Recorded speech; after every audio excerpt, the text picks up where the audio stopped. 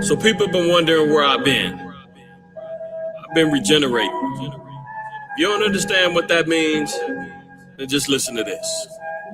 My wordplay will snatch the average man's vertebrae. Shout out to my 10 tribe partners, baby orderly. When we combine, they considering us a mass threat. Blacks, natives, Mayas, Incas, and the Aztecs. You think it's far-fetched? You got to be kidding me. These same niggas saying Santa sliding down they chin. Look, when it comes to justice, they just ignore us. But watch everything we do through the eye of horrors. It's piss porous where we at, but where they at is gorgeous. I'm setting flames to these churches with Caesar Borgia.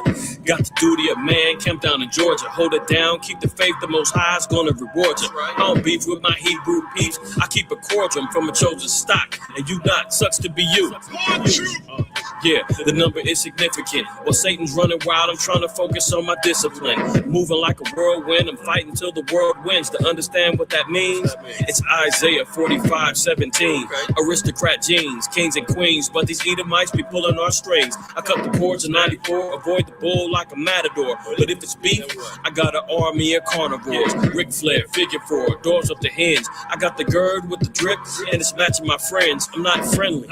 I was taught to prove a friend. I'm set apart and don't give a damn about trends or your timelines, your Bentley or your high rise. Detonate your enterprises full of lies. Pull up and stop and bust most shots. And when I do, it be a genocide like Pol Pot. And that's real history. Show me a white Jew, I'll solve the Bigfoot mystery. It's not happening. You stuck in the case of fatal attraction. Both action with the words of the Lord when I be rapping. Catch your breath. Line your target up. People need you. Let's go. Cry loud. I cry loud. Yeah, direct like the TV. Heathens can't see me. Your rhymes is like feces. Favorite candy Reese's. Read the KJV. Stocking up on ammo. I've been paranoid lately. Splc got them hating on me with verbal energy of our captors draining our energy. Yeah, that's why I got this Hennessy. 2 to 2/3, we gon' toast to your memory. Most definitely got the recipe. Expertly snatch the souls of my enemies. The rest be running like they centipedes. I keep the law, fear the Lord, solidify my legacy. Tranquilo, just let it be. You lost, trapped in a maze like Frank Beverly. Change the time like Pope Gregory. You want the truth? Say the word, we'll pull up at your residency. Valhalla, but more heavenly. End of the road, truth be told, we inherently are the chosen, north and south interwoven. Hit you with 10 like DeRozan. You know what mouth got your ears smoking. Kwame Yasha Island, we live and die by the slope. Matthew 19, verse 28. And Yahushua said to them, verily I say unto you, that ye which have followed me in the regeneration, when the Son of Man shall sit in the throne of his glory, ye also shall sit upon the 12 thrones, judging the 12 tribes of Israel.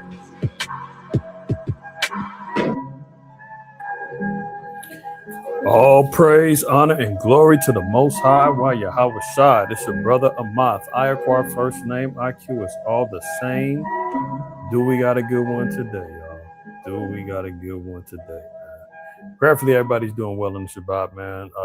The Lord's Day. Yes, day of rest, a day of reconvene, a day that we're supposed to be recharging and re-establishing our spirit with the Most High. 6 days of labor, you get disconnected, you get caught up, you get distracted. But the seventh day, the Lord said, take some time out for me, not for me, for him, I should say. If y'all didn't catch that in that song, don't worry. I'll play it again. It's ain't to toot my own horn. I promise you, it's not for vainglory. I just want it to be known that I was calling out the SPLC, the Southern Poverty Law, Satan's Poverty Law Center. I did that song 6 years ago. When I say SPLC got them hating on me, we're going to cover that. But guess what? The joke's on them. The hypocrisy is on them. The lies on them. The conspiracy is on them. All praise to the Most High, man, that we continually get exonerated. Because as much, this is why we got to stay faithful, man. Because as much as people are saying you're crazy, you don't know what you're talking about, you guys are a hate group, you're a cult, you're wasting your time keeping that law, don't take the Bible literal, all this other stuff, man. If you can see now, If you've been enduring, you can see everything that's been happening. Oh, we're starting to get exonerated. Now all of a sudden the narratives are changing. Back in the days when we was talking about we're the Jews, oh, everybody looked at us like we have, 3 eyes and 6 ears and 4 lips or whatever. Now the narrative has changed. Oh yeah, there are black Jews. Oh yeah, you can believe whatever you want to believe, no problem. Oh yeah. Now the compromises begin. The goalpost gets moved a little bit further down the line, right? So everything that we've been talking about, when we was holding up signs saying America's going to be destroyed, this, that, and the third, 30 years ago, people were saying you're crazy. Now you're seeing about of America's leadership and the luster and the hegemony of America is dwindling. Faith in America is dwindling. World War III is on the horizon. People are talking about nuke this, nuke that. When we was talking about nukes 30 years ago, 25 years ago, nah, you guys are crazy. Ain't nothing happening. You say that all the time. Blah. Okay, now it's all changing, right? So when we talk about organizations like the Satan's Poverty Law Center and them falsely framing and categorizing the so-called Black Hebrew Israelites, that's their term, as a hate group or an extremist group,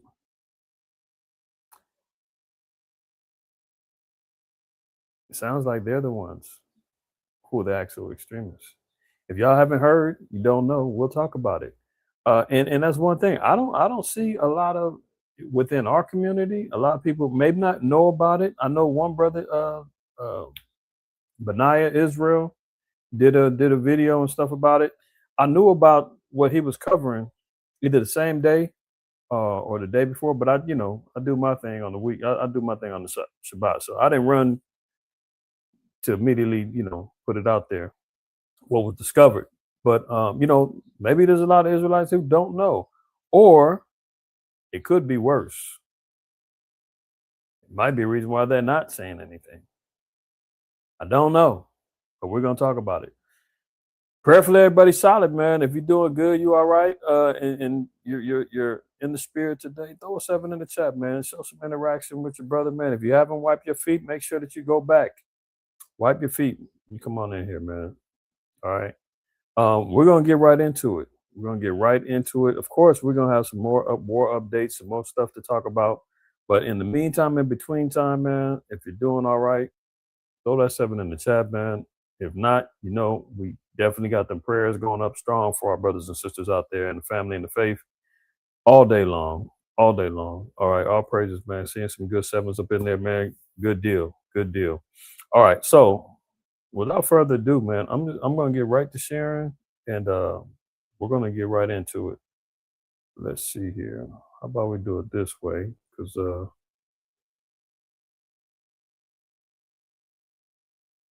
I know how they do. So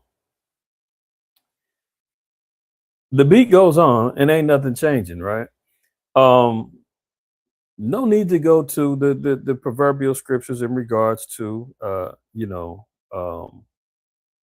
how things are transpiring with peace and safety and ceasefires, this, that, and the third, and it's not happening because prior to they were supposed to have the end of the peace talks on Tuesday, this past Tuesday. And I talked some about this in a lesson I posted last night regarding the 7 trumpets in Revelation chapter 8. There was supposed to be the end of the ceasefire on Tuesday, and what Agent Orange, the head orangutan, he said, "Oh, we're going to extend it indefinitely," because he needs more time to regroup, to rearm, to try to get that budget passed, to get that $200 million or $200 billion, I believe it was. No, was it 200 billion, 200 million? No, $200 million. They want $200 more million so they can rearm up and reammo. They needed to catch their breath. When you're getting pounded out and you're like, man, all right, come on. Let me get up. Putting the beats on somebody, man, they asking for a break and that. Let me get up. Let me get on my feet. Okay. That's what's going on. Get up. Iran ain't slowing down, right? So they were supposed to continue on with the ceasefire talks today. All the way up until yesterday, maybe early in the morning, they were saying, oh, we're sending Steve Witkoff, we're sending over Jared Kushner, we're sending over our peace negotiators. And all the while, they had no assurances that Iran was even going to show up. Iran was like, we're done talking. We don't want to talk. It's over with. So as we can see right here, Trump says the U.S. team won't visit Pakistan as uncertainty surrounds Iran peace talks. So let that sink in. Let that sink in. This spells trouble, as Bernie Mac would say in what was that, Players Club? Because this is only a certainty that this war is going to be a long war. It will, by everything that we can see, extend into the evolution of World War III. The prophecies of the Most High is going to be coming to pass quickly, because that's the end. There's no more talks about peace. Iran said we don't want to talk. U.S. kept pushing, saying, no, let's talk. Come on, let's go. No, let's talk about it, man. Don't be like that. And Iran's like, no. Y'all disrespected us. You've been talking ish. And now when we firing back, now you want to call out, you want peace. It's like I've been saying, and I'm sure all of y'all have kind of pretty much figured out. The person that says we want peace, we need a ceasefire, is the one who's actually getting their ass whooped. To put it plainly, kids, cover your ears. Ain't like you ain't heard that word before, but I'm trying to be not. Hey, that word's in the scriptures to keep it real. But anyway, the person that wants peace and the ceasefire is the one who's getting hit up the worst. Not the person who the aggressor don't be like, all right, you know what? Let me stop beating on you so we can have some peace. No, it's the other way around. So the headline now, as of this morning, I don't know if you can see down here, Saturday, April 25th. Trump says the U.S. team ain't going to Pakistan. There's an uncertainty with these peace talks. It's not going down. The trip is canceled. President Donald Trump said he no longer. Hello? This is why last week the Spirit came to me and we covered over dealing with preparation. It's all being understood. It's all being revealed. It's all being more clear in the Spirit, right? No longer plans to send a U.S. delegation to Pakistan this weekend, further clouding the status of negotiations on ending the war with Iran. Stall peace effort. The White House had hoped to renew peace talks. That's who was hoping for it. You don't hear about Iran. Iran ain't saying, man, we was hoping we could talk, man, and y'all let up off of us so you can have the oil you can have with it. This ain't that. This ain't that. This is not Maduro when Maduro was telling Trump, man, hey, man, before you come bomb me, before you kidnap me, you can have the oil, you can have the gold. I'll cut off China and Russia. Let's talk. And you still go over there and stomp him out and kidnap him, and we ain't heard from him since. This is not that. So now it says the White House was hoping to get this done. Yeah, I'm sure they were.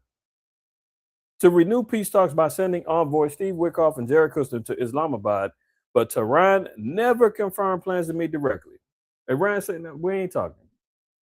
Iran's top diplomat has already left Pakistan after talks with the mediators. So Iran told them, look, if they show up, tell them we're not interested.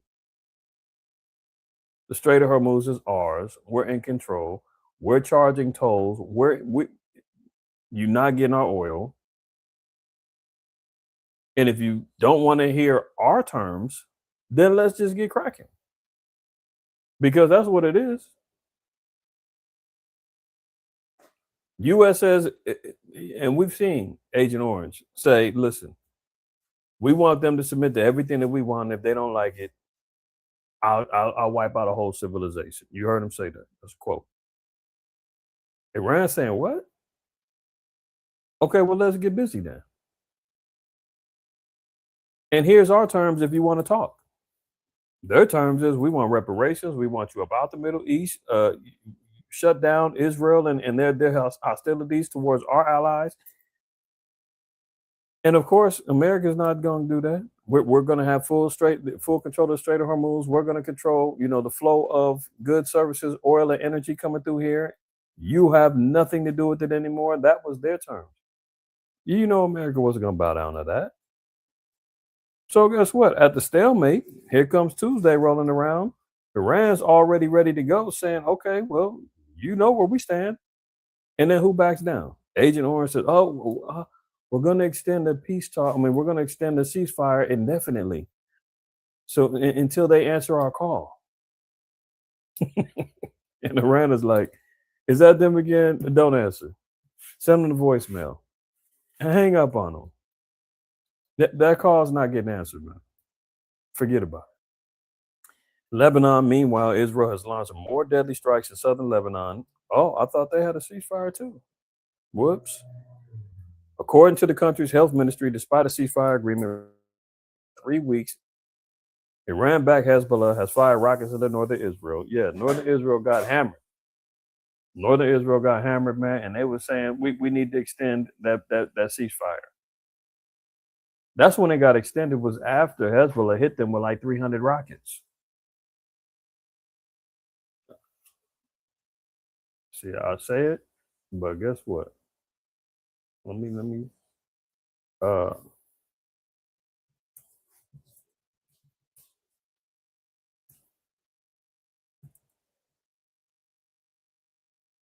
Yeah, see that? Yeah, they got hit up.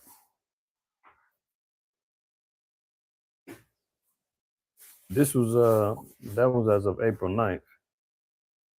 But there was one even more recent. But anyway, y'all can see they've been getting pounded out, and they like, oh, okay, you know what? Let's talk peace. Sorry. Can we talk about this? Meanwhile, breaking the ceasefire as usual. All right. So let's continue on. This is why you know that the ceasefire and the talks is bogus, because as he was talking about having ceasefires, he was telling the military, shoot and kill, or unalive, as they say. Well, this channel ain't monetized anyway. Who cares? Tell them to shoot and kill Iranian boats mining the Strait of Hormuz.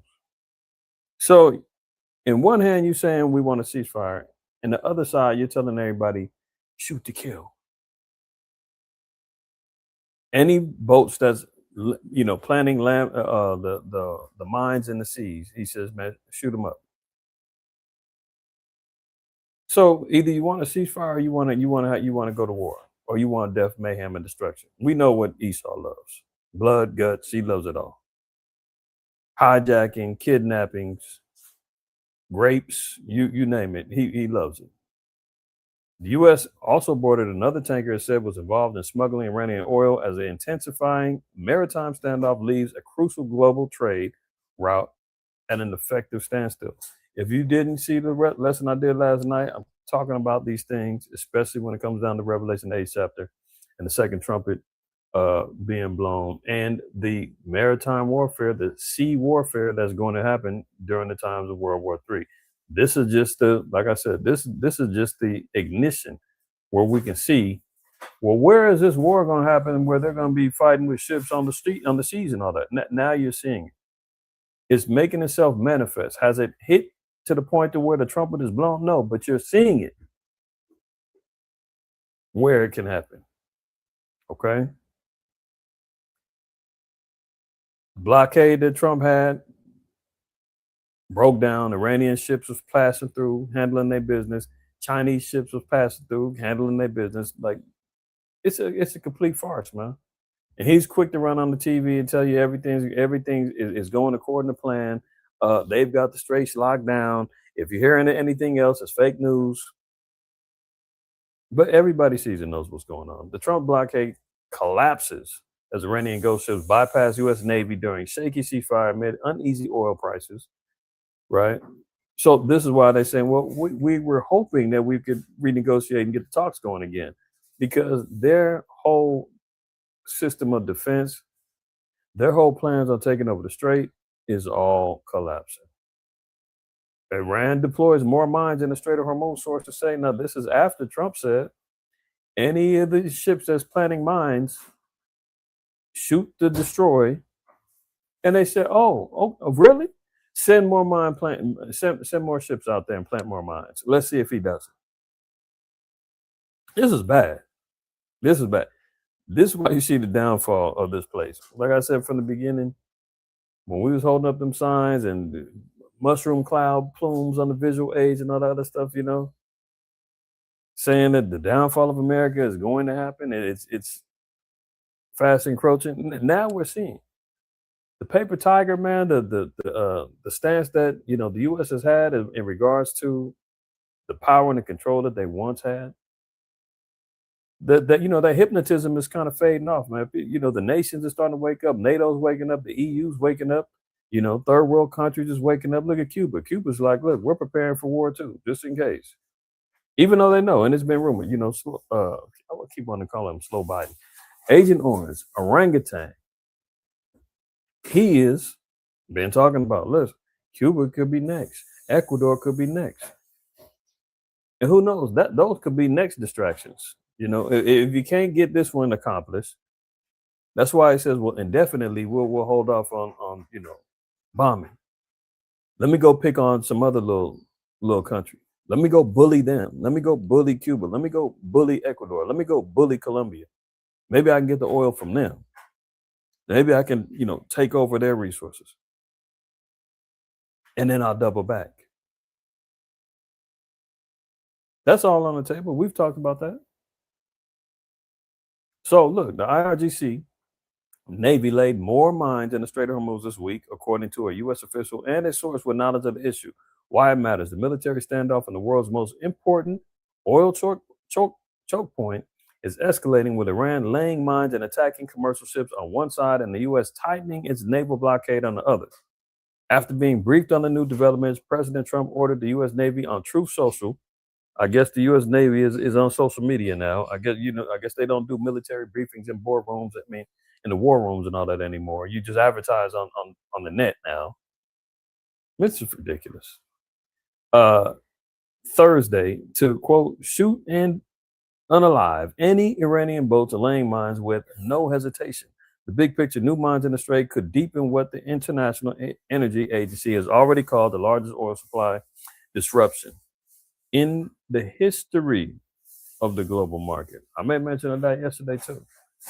When you start seeing headlines regarding never before, in the history, unprecedented, all these, when you start hearing these terms, we're talking about historical moments that should stop and captivate you and say, well, what part of the prophecy is this then?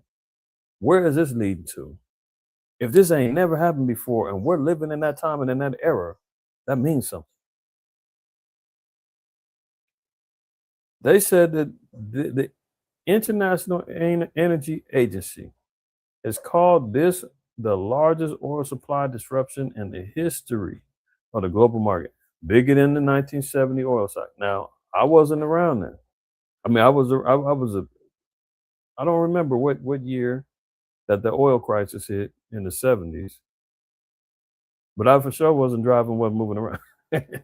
I was either still a seed or possibly a babe. But the elders that's around me, y'all remember those days. Gas lines, shortages, empty pumps, and they're saying this is worse than that. I mean, look, they're down there looting and robbing gas down in Australia and other places where the pumps is dry now. Rationing energy in other parts of the world. Instituting in Europe, they're talking about having voluntary lockdowns, energy lockdowns, saying, well, if you don't have to go out, stay in the house. If you can work from home, work from home. Save the energy, save the gas for those who really need it. That's what they're saying now in Europe. Look at it. Iran gunboats menace Hormuz as its own tankers test the U.S. blockade. So Iran's not running. So we can see what's going on. The U.S. blockade ain't working. Iran is the aggressors now. And America's saying, peace, peace, please, please, ceasefire. You know, they were saying, man, a week ago, they had to remove Agent Orange out of the war room because he was talking about give me the codes. Now that's rumored. Whether it's true or not, I don't know. But a former CIA, I forgot his name, Larry something. You know, he was talking about he got information passed on to him that one of the top generals, man, had to tell Trump, man, fall back. We ain't giving you the codes. This how desperate he is. So, and again, that could be disinformation. You know, the CIA is good at that, misdirecting. But for all intents and purposes, as much as this dude be woofing, it's very possible that he may have said something that got out of pocket, and they probably said, "But what did you say?" The codes. No, we're not doing that, sir, Mr. President. No, you're out of control. Give me the goddamn code. you can hear him. His wig flip all over the place, man. Look like he been in a tornado, yelling and screaming in the White House.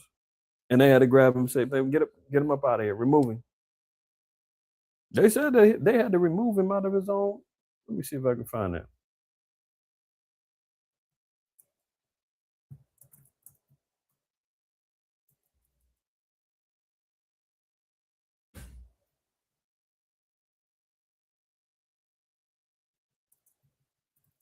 Let me keep it simple. Look at this. This is MSNBC. Trump kicked out of Iran briefing after major freakout.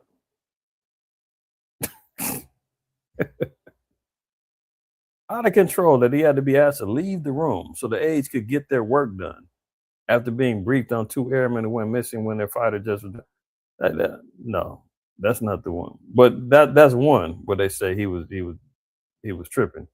But there's another one where it said that the CIA cabinet had to see, they all talking about he had to get booted. But they were talking about, man, they had to shut him down and want the nuke codes. But I'm not gonna waste no time trying to find that. But anyway, some of y'all may have seen or heard it. If you had, let me hold on.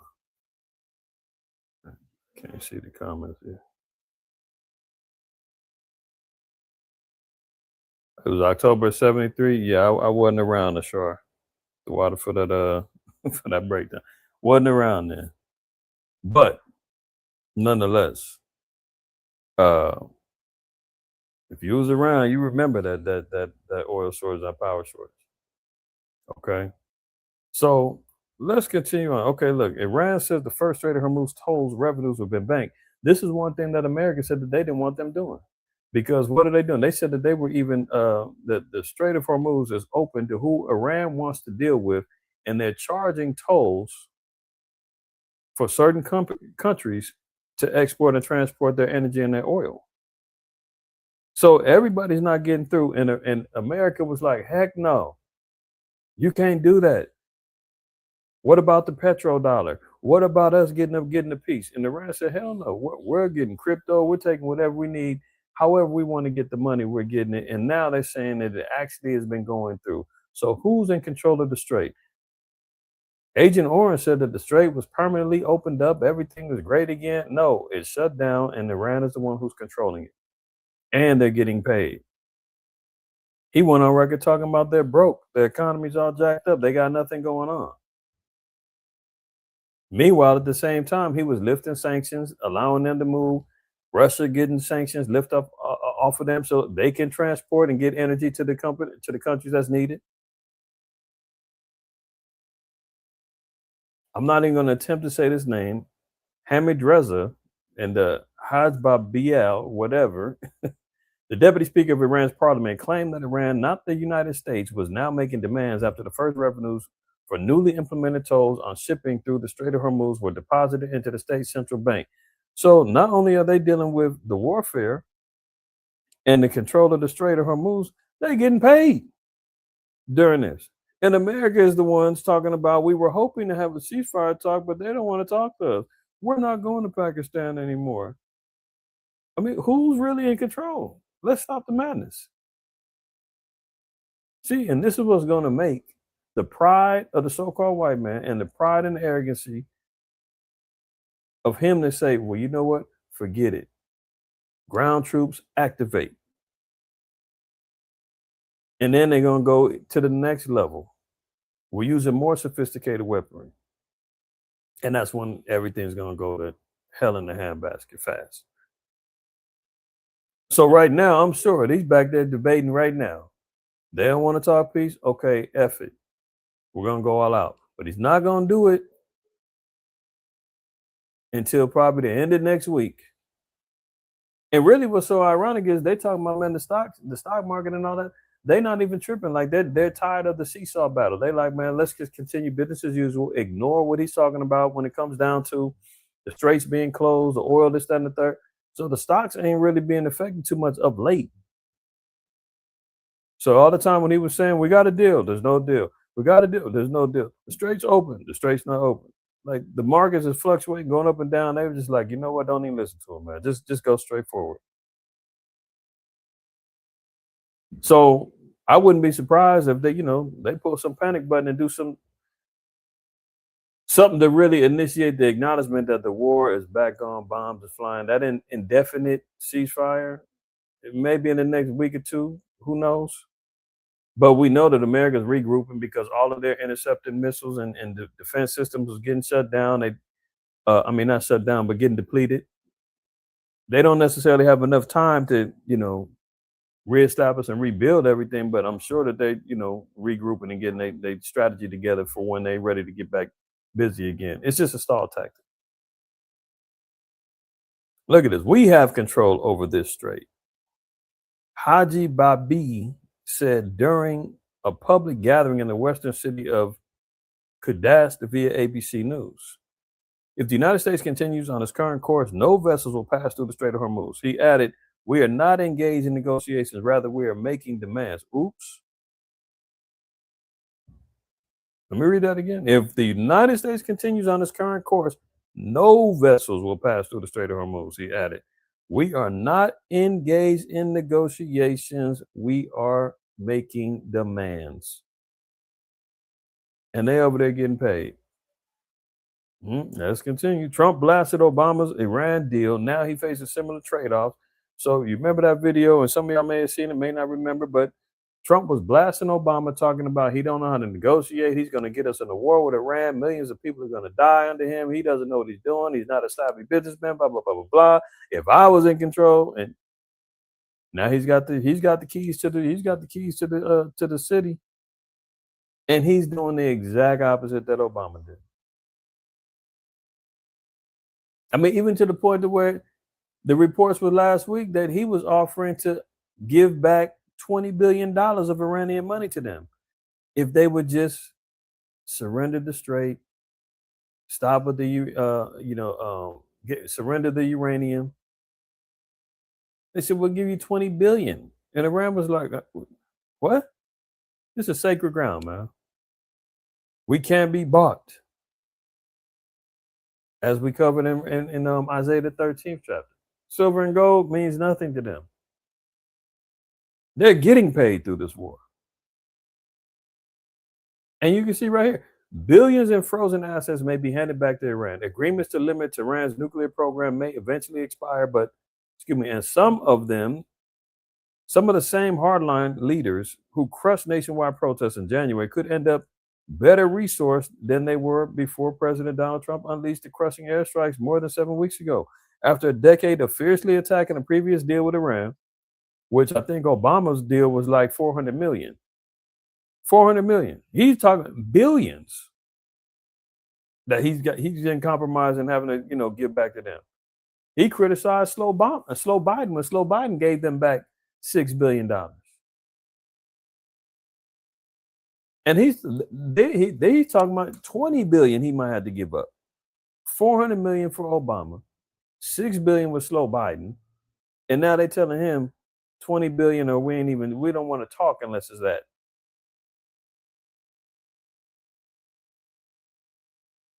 After a decade of fiercely attacking the previous deal with Iran, Trump pursuing a way out of a war he launched has authorized U.S. negotiators to consider a bargain that involves many of the same trade-offs one of his predecessors confronted. So he's in the same situation, not even the same, worse. And he's been sitting back there acting like he's got the art of the deal. He's playing 3D chess. He got it all figured out. He's, his chess not chess. Come on, man. This dude is weak as hell.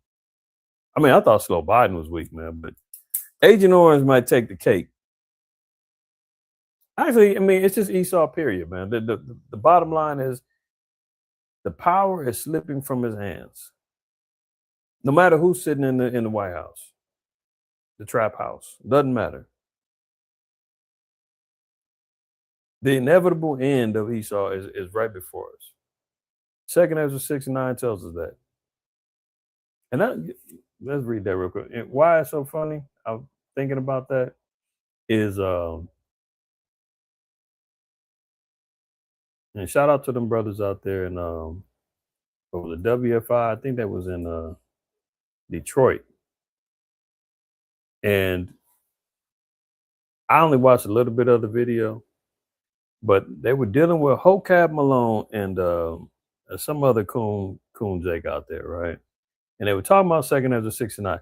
Now all of a sudden, the Christians now are reading the Apocrypha and know how to break down the words of the book. Before they were saying it's a pseudepigraphic book, ain't nobody that doesn't matter. We ain't reading the Apocrypha. That's not part of the canon.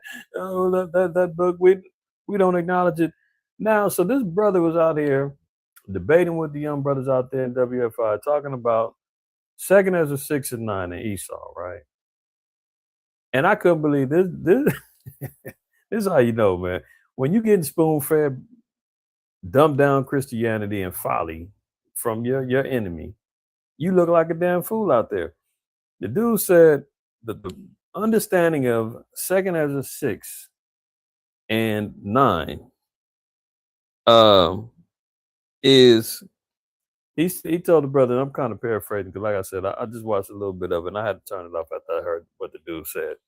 But he said, well, look, if you know that the Hebraic thought in the mind back in the day was Esau an enemy of Israel? Yeah. And the brother's like, yeah, of course. Okay. So Esau is the enemy or represents the enemy. So when we read 2 Ezra 6 and 9, it says, for Esau is the end of the world. Esau represents the enemies of the world, enemies of everywhere, not, Israel. So it's going to be the end of all the enemies of God. And it ain't talking about just I had to stop it. I said, okay, I'm done. He had the nerve to say that Esau just represents the enemy. I mean, just completely made all this up out of thin air. It's bad out there for Christians, man. And the fact that they're even trying to attempt to start, now they want to acknowledge or at least read from the Apocrypha. And they have the nerve to try to give the understanding to the men who brought it to the table and have studied it over the years and understand it. Now they want to come out and start trying to teach. I mean, it's ridiculous out there, man. I have no time to waste with them. This is how we see, Esau's over with, man. Esau is the end of the world. Jacob is the beginning of it that followed with it. So we can see the writing on the wall, man. The reasonings that Esau is even using is just getting worse and worse. You see from Obama, 400 million you had to give back to Iranians. Slow Biden gave back another 6 billion. You see how it's increasing? Now they're talking about 20 billion. The Agent Orange is got frozen and it is offering them. They can't pay their way out of this. This is like we read earlier. Let's read that in Isaiah 13 one more time.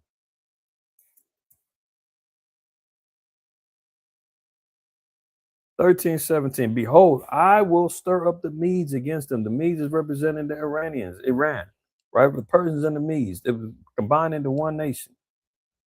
The Lord said he's going to stir them up against them. Who's the them? It's about Babylon. How do we know that?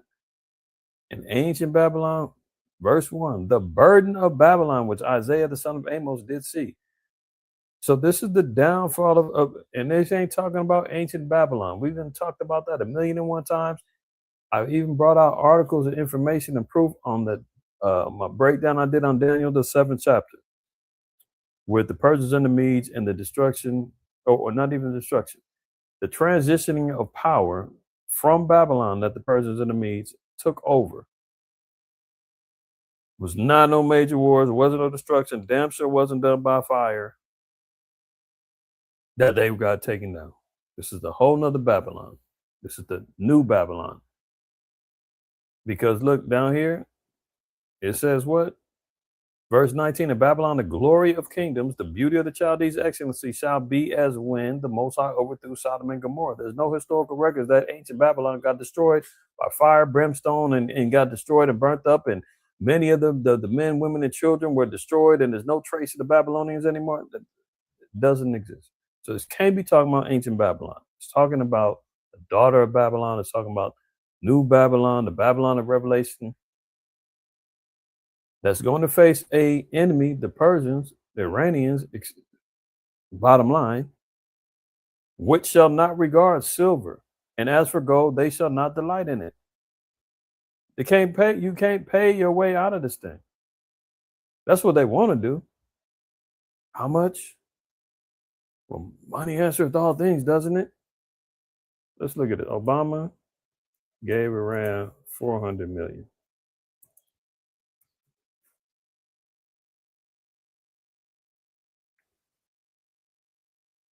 Look at the $400 million payment to Iran was part of a settlement agreement related to claims from the 1979 Iranian Revolution, not a ransom. So, regardless, they gave Obama gave $400 million, right? Or gave it back. The payouts is their money; they're getting it back. Okay. Biden gave Iran back $6 billion.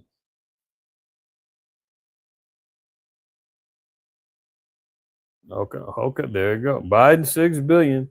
Ransom payment to Iran fuels terror. Slow Biden in hot water. And because what? Shortly after that, October 7th happened. Let's look at 20 billion.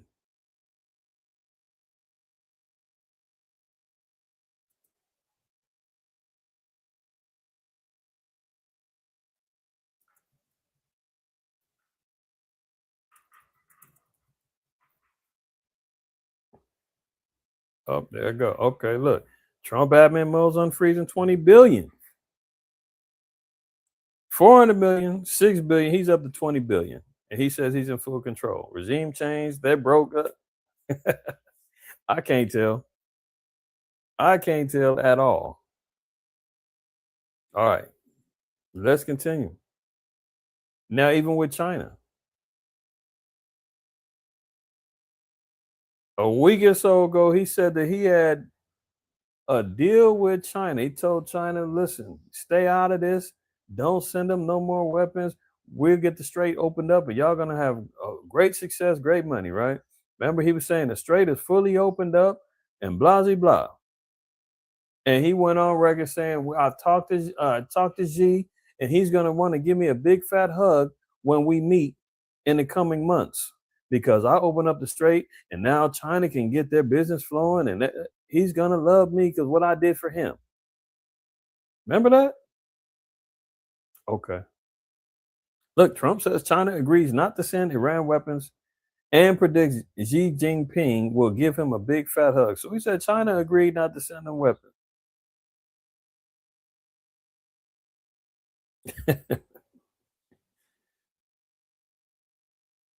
6 days later, breaking news, Trump confronts Xi. I thought he was supposed to give him a big hug. He said Xi Jinping was going to be kissing his butt cheeks. But this orangutan in office, man, is ridiculous, man. He's so quick to jump out there and jump online and get the glory, and it. That's why I said, just let him talk, let him do his thing, because it's eventually gonna bite him in the ass as usual, man. As usual, like the script. Look, the scriptures tell us that. Let's read it one more time. It's Psalms.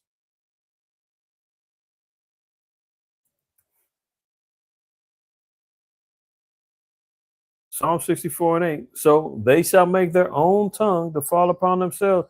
You just let him talk, man. And then all you got to do is start picking apart each lie, each deception, each misdirection, as he's the one that's constantly talking about fake news and everybody's out to get him, and everybody's lying. And not just let him talk. He told Xi Jinping, man, look, if you stop sending, we got a deal. China's not going to send no weapons to Iran no more because Xi Jinping loves me. And I've opened up the Strait of Hormuz indefinitely. It's open. Happy days are here again. Everything's flowing. Lies.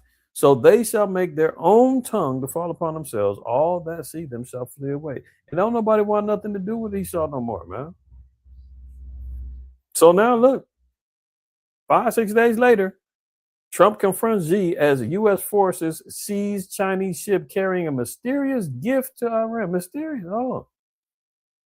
So 1 minute I thought they was all good. Now you're seizing ships? I'm sure China's not too happy about that. China sent Iran a gift, quote, that was intercepted by U.S. forces in the region, Donald Trump said Tuesday morning, while venting about Chinese President Xi Jinping a month before that Beijing meeting. They're supposed to meet in Beijing next month. Same meeting, he said that Xi Jinping was going to be kissing his butt and want to give him a hug and loves him and all this other stuff. And Xi Jinping, they ain't had no damn agreement. He be just running out there just saying any old thing. They have a conversation. He gets off there and says the exact opposite. And China and Iran sit back saying, how did he get that out of our conversation? What? We did not speak about that. Yeah, I just got off the phone with Xi, and he's not going to send weapons. It's open. He loves me. He's going to give me a hug. And he's like, no, I said, we're not stopping giving anything to our allies. And the strait is open to us. We've already got an agreement with Iran. It's not open to everybody. What are you talking about? Yeah. It's open to everybody. No, we said, Iran said our ships can go through. Not every. Yeah, we got a deal. And they sit back saying, what the hell is wrong with this guy? There you go. Speaking of CNBC about the U.S.-Iran war, the president now noted how the Islamic regime is trying to, quote, move missiles around even during a ceasefire. They probably have done a little bit of restocking. We caught a ship yesterday that had some things on it, which wasn't very nice. A gift from China. Don't nobody want to deal with this guy, man. That's why I said, and everybody see him want to flee away from him. Because his mouth gets him in trouble. The UAE asked the U.S. about a wartime financial lifeline. So,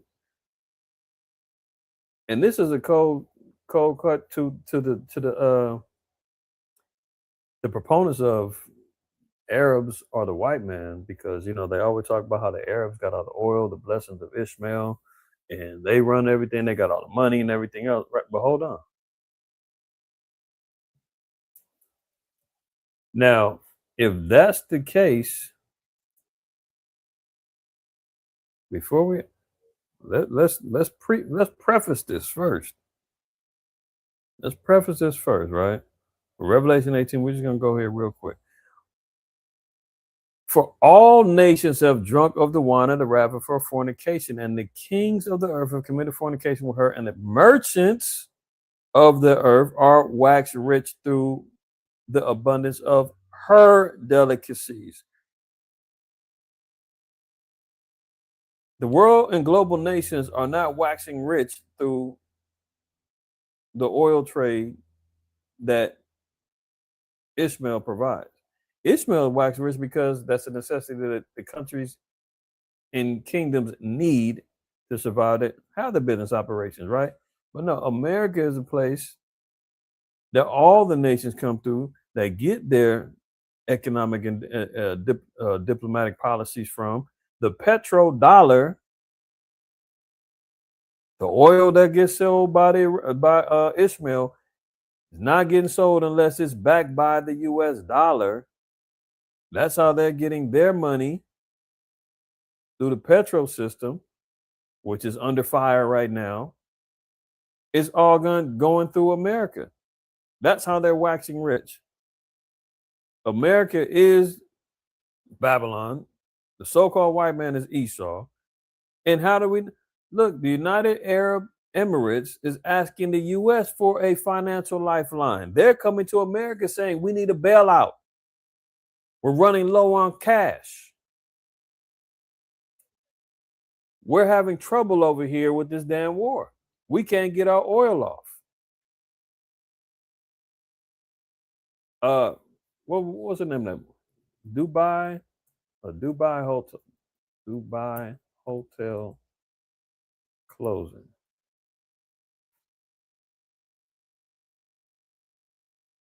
Oh, they're saying it's for renovation. I just remember seeing the headline. Oh, they're closing this summer. I thought it was because of financial reasons. Nope, I'm wrong. They're talking about they're closing for the summer for renovations. I think it's because they can't afford to keep the mugs open. Case in point, Emirati officials speak with Treasury Secretary Scott Bessent about accessing dollars if the Middle East conflict drags on. Oh, you need a loan? You need a bailout? Yeah, no wonder you can't operate them Dubai hotels where everything, was flowing over there, everything with money going over there to Dubai. Where the Instagram models are getting flown out so they can get humiliated for money. Yeah, all of that. Oh, now they need to, who has to bail them out? Who are they going to? Oh, they're going to Babylon for money. They're going to Esau for the bailout. Arabs are not the white man. Stop it.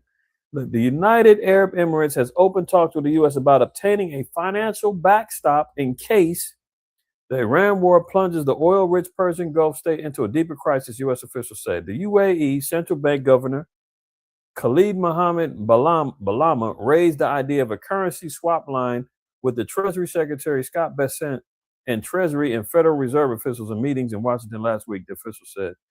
The Emiratis emphasized that they had so far avoided the worst economic effects of the conflict, but might still need a financial lifeline. Oh, so Ishmael's going to go beg Esau for some money. Oh, okay. The talks highlighted the UAE's concern that the war could inflict major damage on its economy and its position as a global financial hub. Yeah, because guess what? Esau is the one who controls the earth. Esau is the one. He's the end all be all. Everybody got to go to him for their financial security. As much as they hate it, they got to deal with him because the earth's been given into the hand of the wicked. They're saying, look, man, can you stop this thing? Because our pocket is hurting over here. Can you get a deal done? Well, I'm trying to get a ceasefire going. They don't want to talk. I said indefinitely, I will fall back. Hopefully we can get things rolling because we're getting broke over here too. That's the mentality. That's what's being said, and it's not working. So the talks highlighted the UAE's concern that the war could inflict major damage on its economy and its position as a global financial hub, depleting its foreign reserves and scaring away investors who once saw it as a stable and secure place for their money. The conflict has damaged Emirati oil and gas infrastructure and shut off their ability to sell oil using tankers, transitioning the Strait of Hormuz, depriving it of its key source of dollar revenues. But since says many, so it's not just the UAE, many U.S. allies have asked for currency swaps amid Iran war turbulence. Isn't that why we just got the reading? Regarding all of the nations? All the nations, many nations, okay, drink the wine of the wrath of fornication. All of them want another sip. The parts now. I'm dry over here. I need another shot. Why? Because that's where their riches are coming from. When things slow down, when things ain't getting in effect, guess what they got to go to? White Zaddy. And now Baaaad is saying many U.S. allies need help. So there you have it. Everybody's looking for America to bail them out, help them. And America's like, I can't help myself. What you mean? I'm damn near $40 trillion in debt. The people at America's homeland are financing groceries. Buy now, pay later. The people over here are up in arms over gas prices, energy prices, food prices, and we're paying for food that's been compromised. And other nations are saying we need more help. Look at this. Never surrender. Iran's chief negotiator comes out swinging as he says the regime is ready to reveal new cards for the battlefield. So we're not going to beat the dead horse with this. They're not backing down. They're ready to take it to the next level. America's trying to regroup and trying to refigure out Israel. The Israelis are over there trying to regroup and figure out, constantly extending ceasefire deals that is constantly getting broken with Hezbollah. It's not looking good. And now talks is off. And Iran's saying we ain't surrendered and we're ready to put some new things out on the table. We're ready to go to the next level with this warfare. So things are only going to look to be escalating. Speaking of escalation, man, Navy Secretary John Phelan got fired amid tensions with Pete Hegseth. Imagine that. Regime change. Who? Where?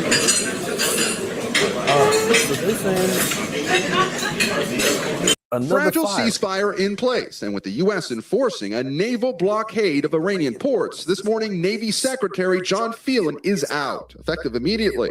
A Pentagon spokesman adding, people are getting fired from this regime every week.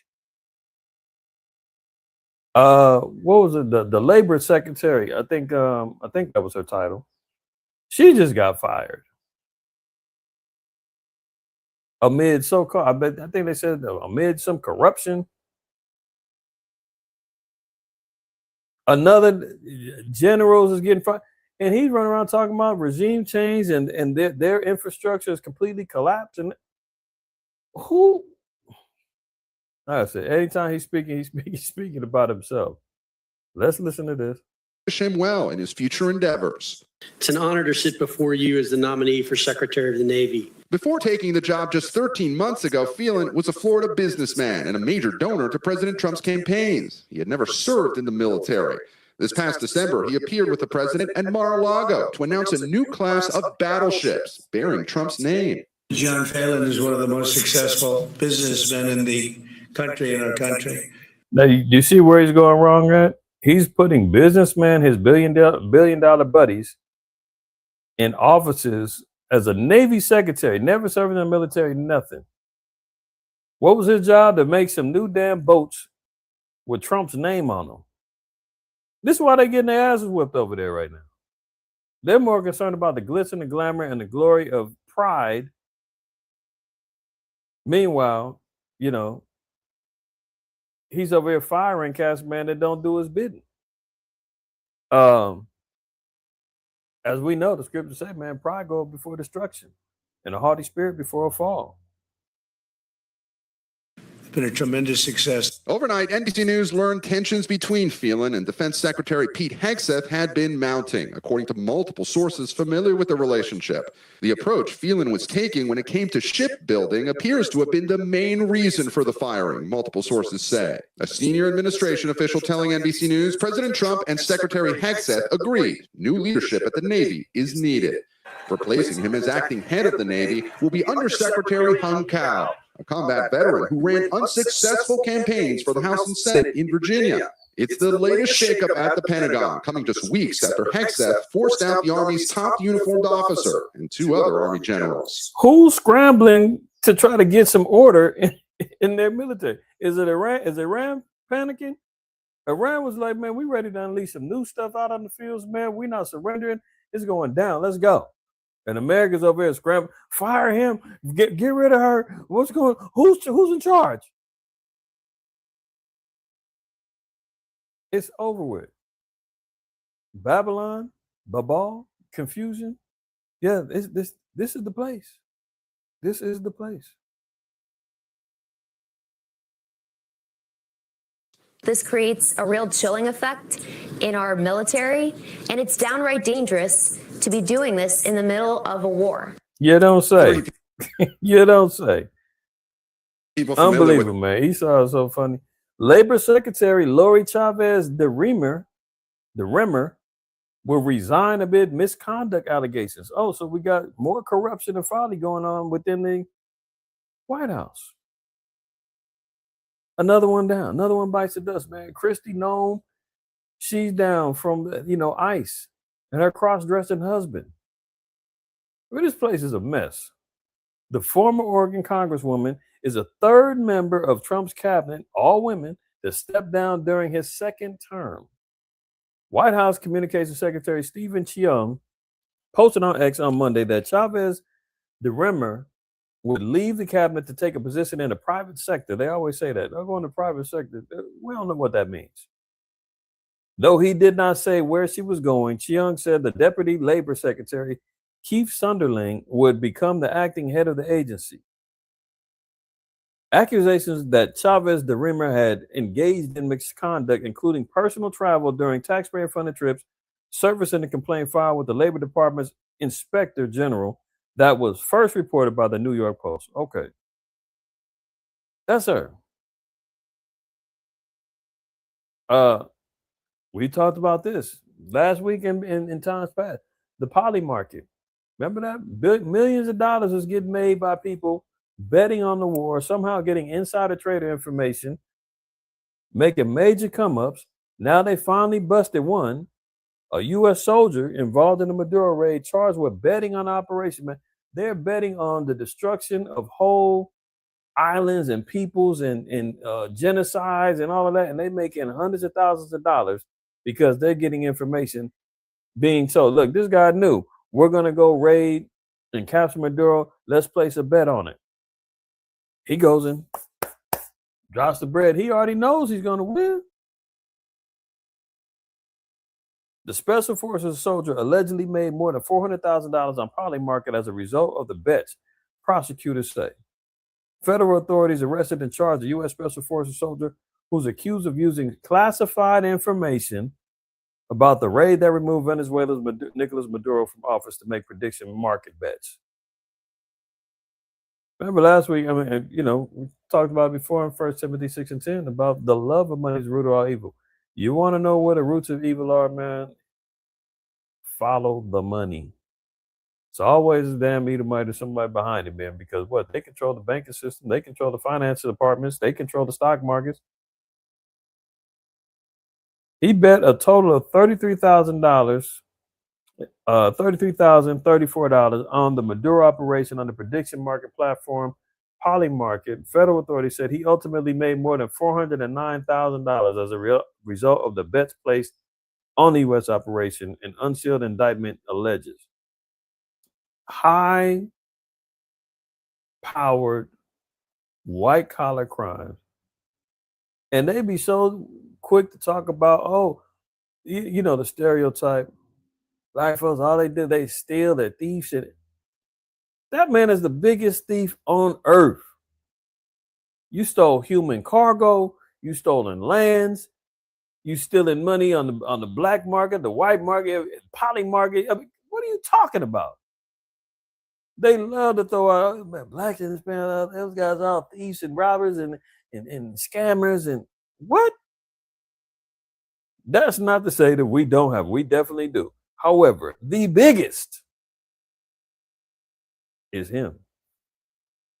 Case in point. Look at this. We're going to get killed. White House in full-blown panic as economic outlook darkens. Look, that's why I said as time continues on, man, Esau has no answers for this. As far as the economy goes, and you know the scriptures say in Ecclesiastes, the 10th chapter, money answers all things. If you don't have the money, you don't have the finances to sustain this place, it can only go down. People are going to get more desperate to survive. People are going to get more cunning with how they, scheme, scam, and take advantage of people. Law of the jungle is about to, kick in within the next year or so. Right now, the agriculturists and all of them are talking about, because of the shortages of fertilizer and everything else, all the crops that in the food supplies that's not, even the GMO ones, because the GMO, they still got to get planted. This is all the harvest from last year and this year. The fertilizer shortages is going to kick in when stuff got to get planted now, the summer, fall, for next year's growth. That's where the problem's going to come into play. Right now, there's going to be some food. There'll be some stuff. Look, Second Ezra, let's read 16, and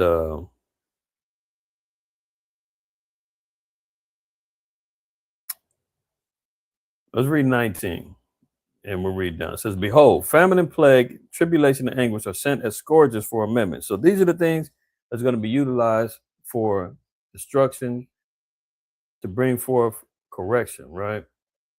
Famine, plague, tribulation, anguish. But for all these things, they shall not turn from their wickedness, nor be always mindful of the scourges. So many of people is not going to look at this as a problem, because as long as you can, go to whatever your local fast food spot that got 2-for-1 this, or you get 10 nuggets for $1. You're like, what's in them nuggets that you give me 10 chicken nuggets for $1? Like, what is that? Everybody now has got they all breaking down to their budget deals now. So as long and everybody, I ain't gonna say everybody, a lot of places are taking EBT now, and I'm not hating on nobody's got on EBT. Get yours if you can. But that's what's making people still say, I can still, I'm cool. Repent, what? Change, huh? No need. I'm cool. Okay, but look, behold, victuals shall be so good, cheap on the earth, that they shall think themselves to be in good case. So it's not going to be that so much that there won't be food. It just won't be affordable for everybody. As we can see, prices is going up. There's going to be food, even if they're making the Frankenfoods, the GMOs, the fake whatever, the clone meat. That food's going to be available, but cheap food, not just necessarily on the financial tip, but the quality. And people are going to settle. We got food. What are you talking about? But there's going to be many who can't even afford it. That's where the famine comes into play. Because look, the history of the famine, just like we talked about last week with, let's say, Joseph. Joseph saved up 7 years of plenty. Egypt was overflowing with corn, grain. They had the food. People came in, they had the money, they bought grain, they was eating. Then when the economy shut down, people was getting broke, they didn't have no food. Oh, guess what? What do we have to sell? Sell the animal, sell the cow, sell the horse. We don't need it. We got to eat. Okay, sell your car. Get the money. We got to eat. Sell your, go pawn this, pawn that to get some food. That's be the next scenario. When that don't work, okay, mortgage the house, rent the house out. What they do back then? They sold their land, sold their property, all going back to Egypt. They didn't have that; they had to sell themselves. So it's a trickle down. Whether the goods, services, the food, that will be there. However, it won't be affordable for many. Won't be quality for many. And in some places in the world, it won't be there at all. Look at the Middle East. The Middle East relies on over 90% of their food needs to be imported because the conditions, the environmental conditions, you can't grow food over there. They have to get it imported. So now with this strait getting shut down, they can't get the food flowing in. A lot of other places throughout the earth, man, is going to be like that. So when we see this stuff, look, for many of them that dwell upon the earth shall perish of famine, and other that escape the hunger shall the sword destroy. So it's going to be kill or be killed.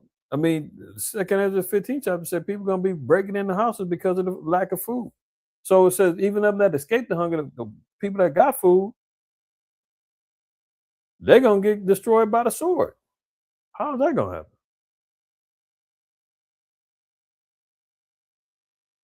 Second Ezra 15. For the sword and their destruction draweth nigh, and one people shall stand up and fight against another, and swords in their hands. Let's drop down.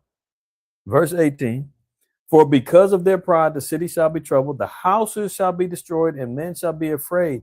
A man shall have no pity on his neighbor, but shall destroy their houses with the sword and spoil their goods because of the lack of bread and for great tribulation. So even if you do, you got your food and all that. That's why we talked about last week when Yahweh said it in Luke, what was it, 22:38, where he said, look, if you ain't got a sword, sell a garment, get one. And they said, we got two. He said, oh, that's enough. To be able to protect your food, your home, your well-being, it is going to be paramount, because it said the ones that don't die of famine, that got the food, people are going to kill them for their food. They're going to die by the sword.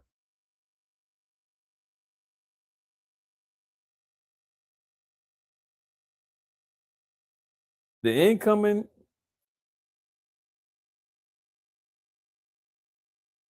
famine, economic despair, so forth and so on, man, it's evident. We can see. Look, the White House is saying we're going to get killed through this economic downturn. As the U.S. war against Iran rages on, strategists in and around the White House are growing increasingly panicked over rising energy costs and the impact on voters who they fear will overwhelmingly reject Republican candidates in the upcoming midterm elections. That's a foregone conclusion. The Republicans are not going to hold the House in this upcoming midterm elections unless it gets rigged, as he like to say, unless it gets stolen. But by all intents and purposes, there ain't no way they're going to allow the regime as it is to stay intact. People are begging and crying for change. So the energy crisis, they say it's going to be bad. They're talking about economically, we're going to get killed. Got to stay prayed up, stay prepared as best as possible. Increase your fasting.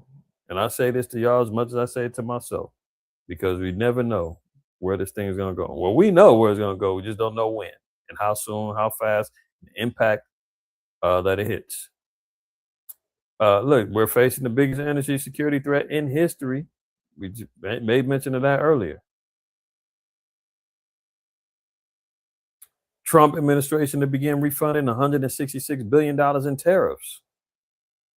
And that money's not going to you or me. Remember, he said, oh, we're going to get a minimum of $2,000 dividends for everybody because the tariffs are doing so well. We got trillions of dollars coming back, and Supreme Court shut that down, man. Now the Trump administration has to refund all that tariff money they collected on these companies and made the companies pay to go ship out their goods and get the goods back in and all the other stuff.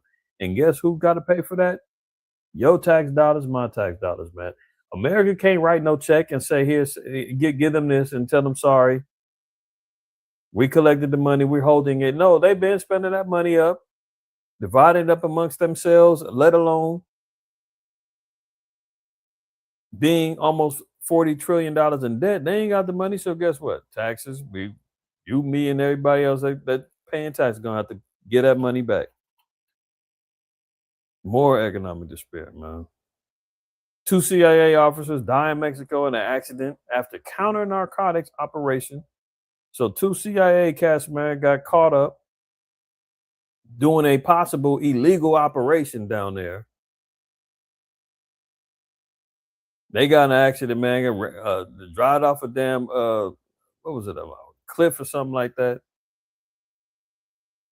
And they was being questioned now, or were they supposed to be down there? Because remember, America's saying they want to get down there and stop the terrorism with the narco traffickers. And if we all know the history, man, America is involved in drug dealing. America is highly involved in the drug trade.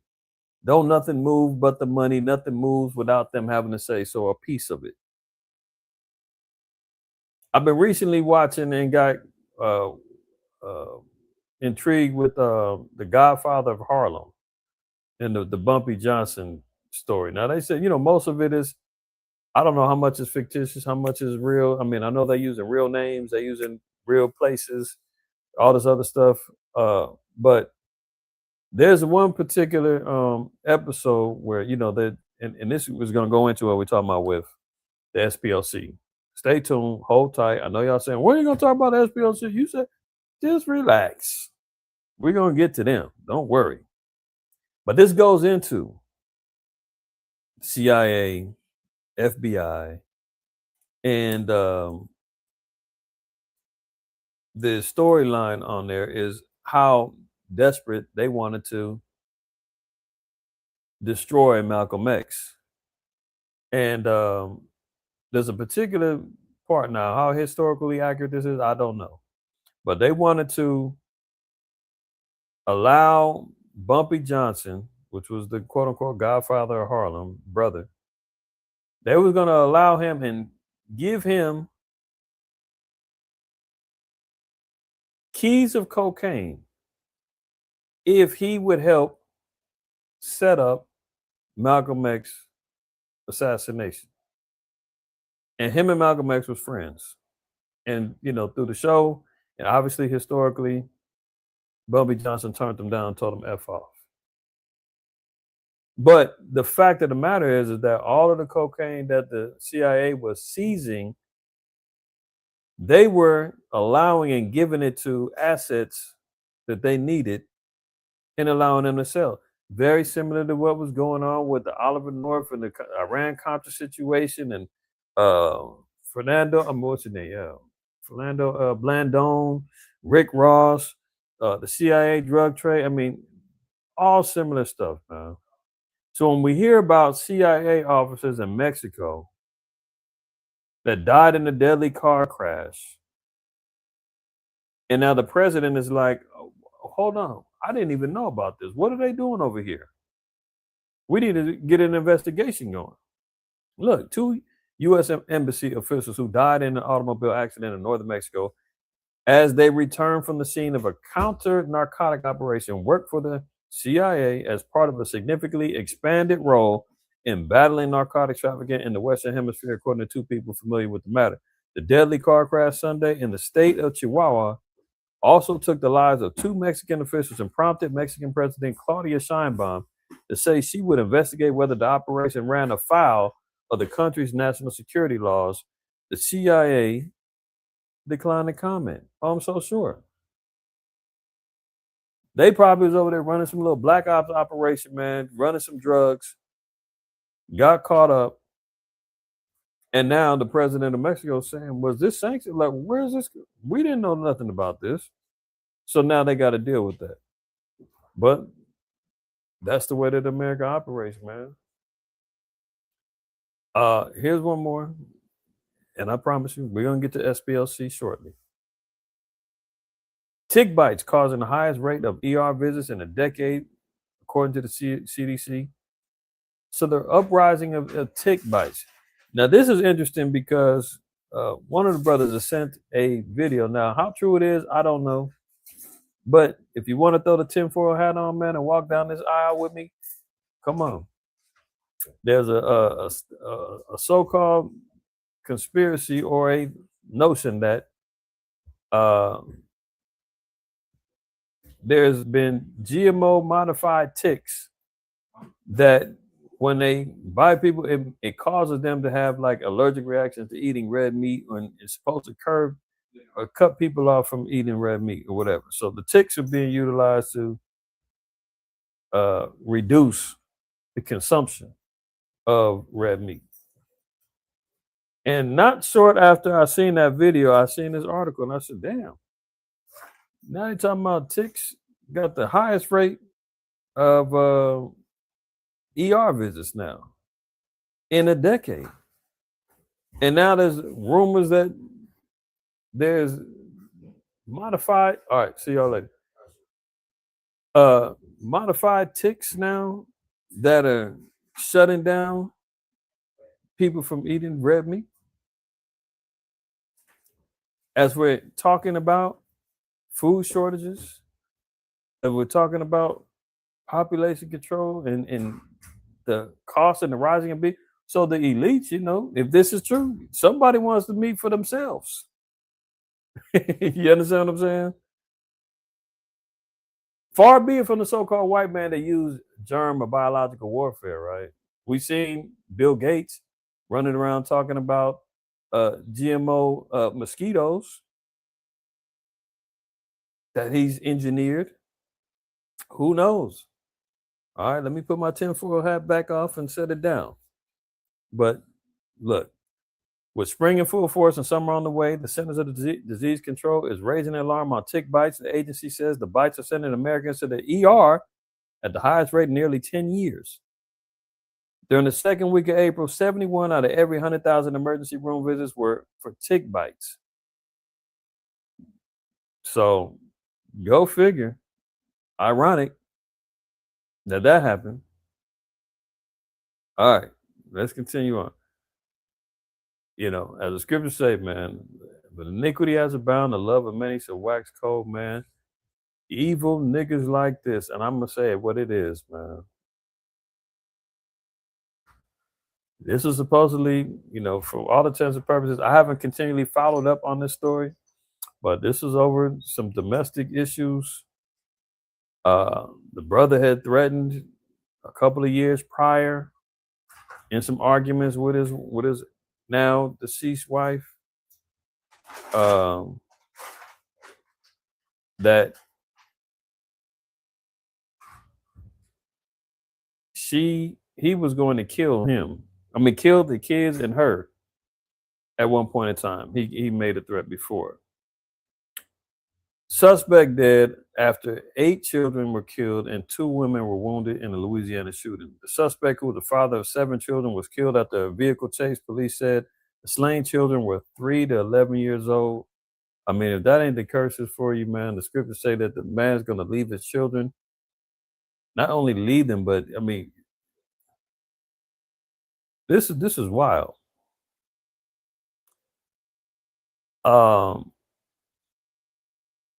Look at it. A man in Louisiana killed 8 children Sunday in the shooting that authorities described as a domestic violence incident and was later killed by police after he fled in a carjacked vehicle. The suspect's wife and a woman believed to be his girlfriend were also shot and seriously injured in the violence, which occurred at 2 homes in the early morning. Shreveport police. My bad. I thought the wife. I thought I saw the report that the wife had passed away, but maybe they were just shot. Like I said, I haven't followed up a lot on this particular one. The children killed were 3 boys, 5 girls, ages 3 to 11. The Cato Parish Coroner's Office said police had previously given their ages as about 1 to 14. Now, this is why 2/3 of Israel got to go. I mean, he's already been taken out, however. But, you know, when you deal with stuff like this, man, it's not I mean, what did I say, man? It's cheaper to keep her. I don't know what the situation was. I believe there was some allegations about cheating and some more stuff going on, man. But the fact that this man decided to say, man, over an issue with him and his woman, that the children had to pay the price. It's unbelievable. That he decided he was going to destroy his family, than rather leave that situation. But again, this goes apart for the course, man, where the scriptures let us know the times that we live in, man. And that, not to say that Israel can't do some bad, man, but 2 Timothy 3, this know also that in the last days perilous times shall come, for men shall be lovers of their own selves, covetous, boasters, proud, blasphemers, disobedient to parents, unthankful, unholy, without natural affection, truce breakers, false accusers, incontinent, fierce, despisers that are good, traitors, heady, high-minded, lovers of pleasures, lovers of more than lovers of the Most High. I mean, we can see all of that playing out currently in real time. And the love of many waxing cold, man, iniquity abounding. When you see more heinous crimes, rising up, that we're in them times. Just do it. Isn't that what Nike says? Doomsday. Nike's hitting. Last week it was Disney with 1,000 jobs getting cut. 1,400 jobs after brutal sales drop caused by a woke push. So Nike now had to chop down 1,400 jobs as they got hit up now. Economy's doing bad, y'all. Bad. Crash Patel, head of the FBI. Matter of fact, hold on. Let me see if I can find it. I want to see something. Give me 1 second, y'all. I want to see if I can find this video of this guy.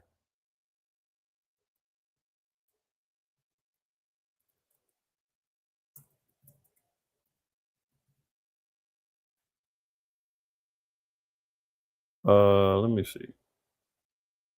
Oh yeah, here you go.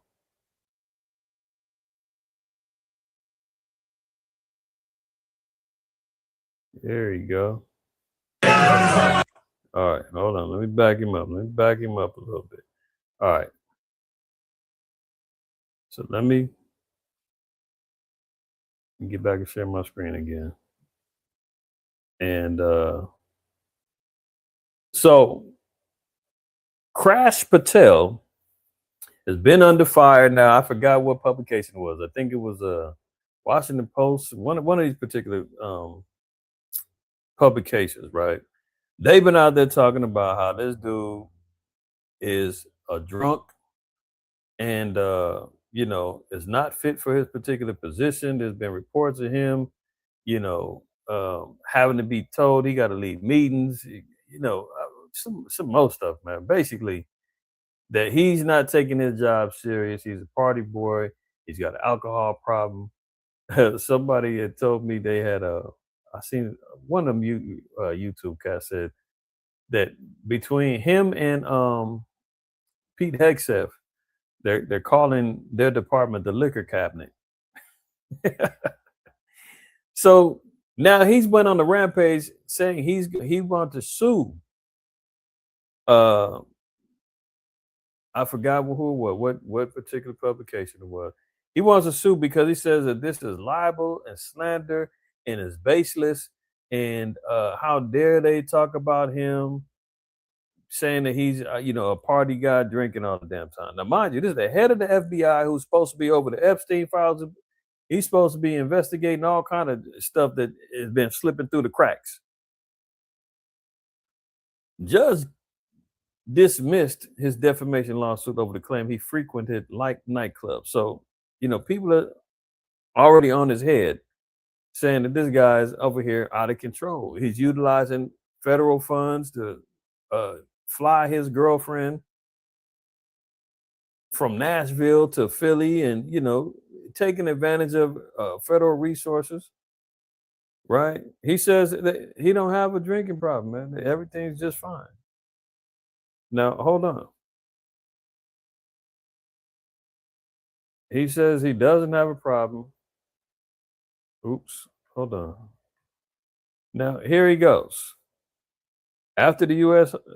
In the Winter Games and the U.S. hockey team won, he's in there celebrating as if he was on the team.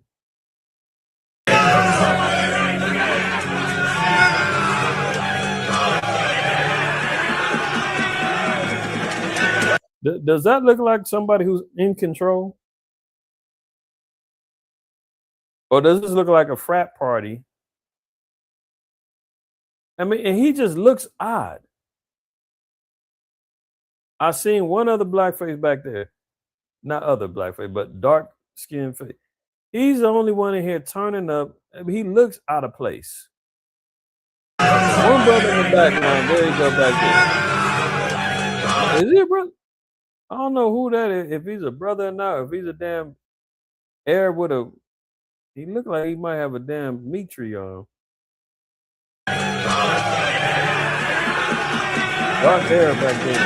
Yeah, he is that another damn hair. Look at that. That's the head of the FBI. And he says he doesn't have a drinking problem. He's fine. Dude, guess how much it cost me to make sure my family... He's okay. Does he look like he's in control? This is why we're seeing everything going down from ICE, all the problems with ICE, to the Epstein files, to you name it. He says he's fine. Nothing's wrong with him, and he's gonna sue for defamation. When the judge looks at videos like that, they like, man, throw this out, man. This dude's drunk as hell. No way you not sober, man. No way. Now, here's another good video I ran across. Let me see if I got it up on the on my other let me see.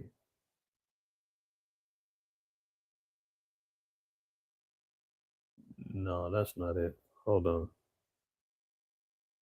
I'm gonna have to open this one up. Now here's another video.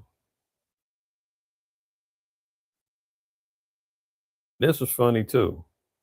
So not only are they saying that he's got a problem with the liquor, but there seems to be something wrong with his nose.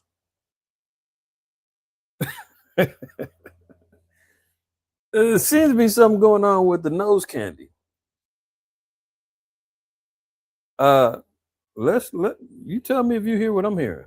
The deep state is afraid of him, and they just know he's got a lot of information on them, and that's why they're terrified. And you can see them just by AOC. She's in her 20s. You got your butts kicked by a former bartender. What's the?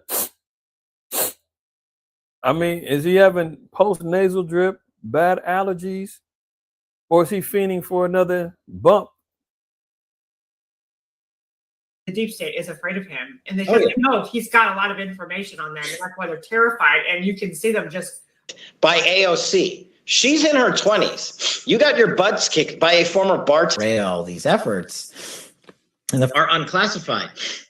And what Google just did to us today, we're absolutely dead serious. What he does for a living, and he's they comply with the law. And I'm still waiting for it. What's he waiting for? Another hit? It's not looking good for this guy, man. Don't be surprised if he gets ousted sometime soon, because they're on his head that he's spending too much time getting lit and not doing the job. So we shall see what happens with him, man. But yeah, it's not looking good for him either. But his White House, man, the crack house, man, is in the trap house is in a quandary.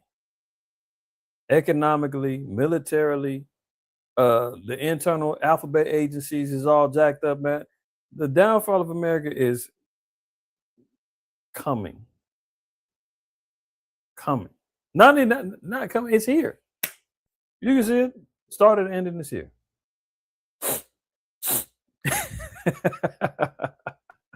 to look to my Crash Patel invitation. Unbelievable. All right, let's get to the real what they call it, nitty gritty, right? Satan's Poverty Law Center, man. We got to cover this.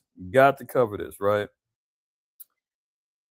Here's what we're talking about. Now, for those who don't know, many may be aware, maybe not. Maybe you might not be so aware.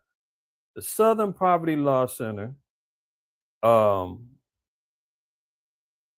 when we look back at, let me see, where's my thing at?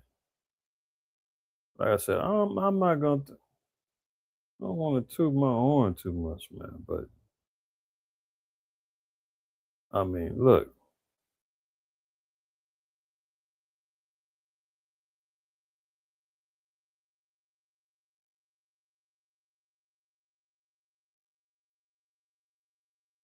I keep the law, fear the Lord, solidify my, yeah. That's why I got this ammo, I've been paranoid lately. Splc. Who? Ammo, I've been paranoid lately. Splc, got them hate. All right. One more time. Read the KJV, stocking up on ammo, I've been paranoid lately. Splc, got them hating on me. All right. Why'd I do that? Why'd I play that? Because like I said, I did that some 6-7 years ago, right? The Southern Poverty Law Center is the watchdogs, nonprofit watchdogs that was started by two small hats. No, all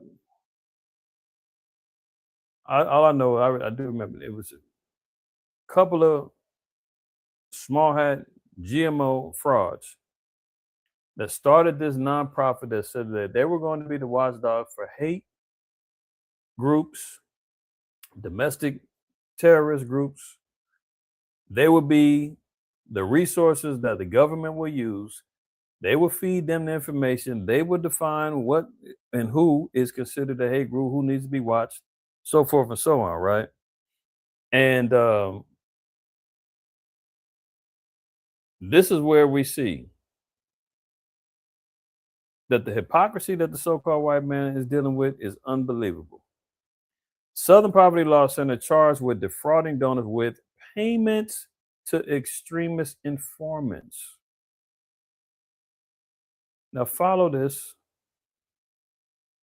The same directives, the same nonprofit that's getting funded, they were paying informants within white supremacist organizations for them to carry on business as usual. Funding the very same thing that they said that they're supposed to be reporting against and stopping.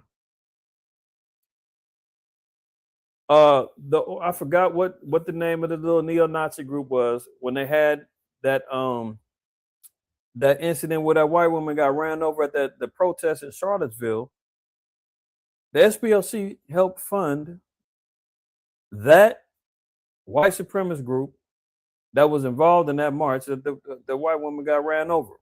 If y'all remember back in like 2019, no, what was it, 2020, somewhere around there. During the Black Lives Matter protest 2019, after the elections, one of them groups, the SPLC funded. The Southern Poverty Law Center was indicted Tuesday. Now, this is where I'll give Crash Patel and the Department of Justice, I'll give them credit where credit is due. You peel the layer on the onion, and this is probably for them to, go ahead and get off of the damn Epstein, man. We'll give you something else.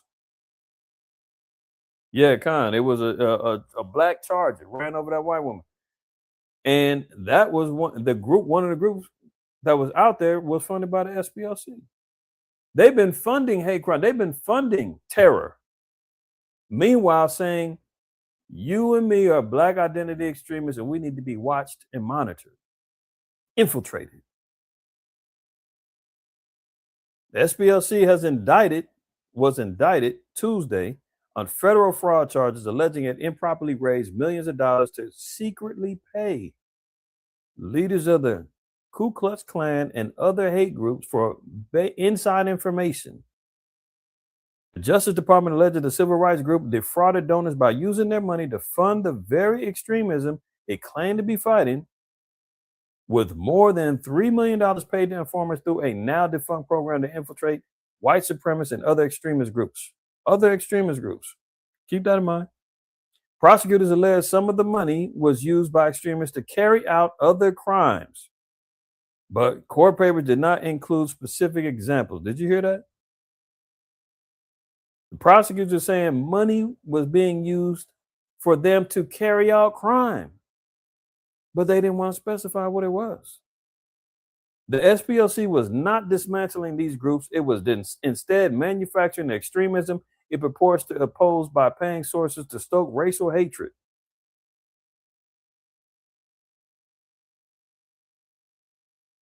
Can you imagine? Look, here they go. Now, why am I so heavy on it?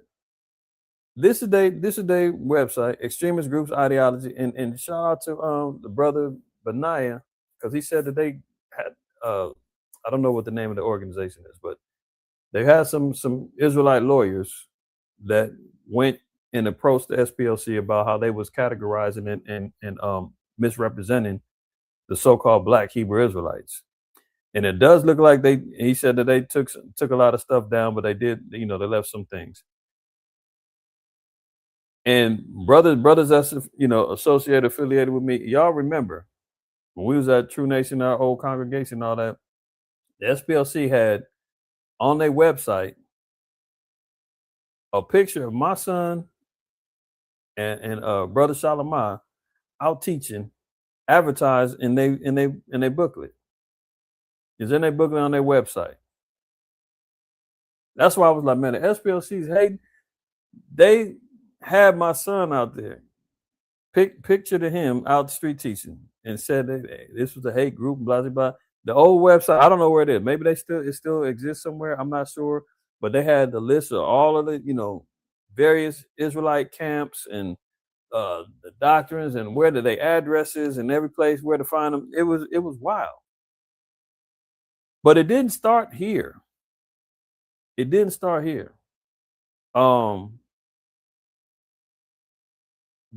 started back in 90, well, not the SPLC, so to speak, but the information of them wanting to hold on, where's my thing at?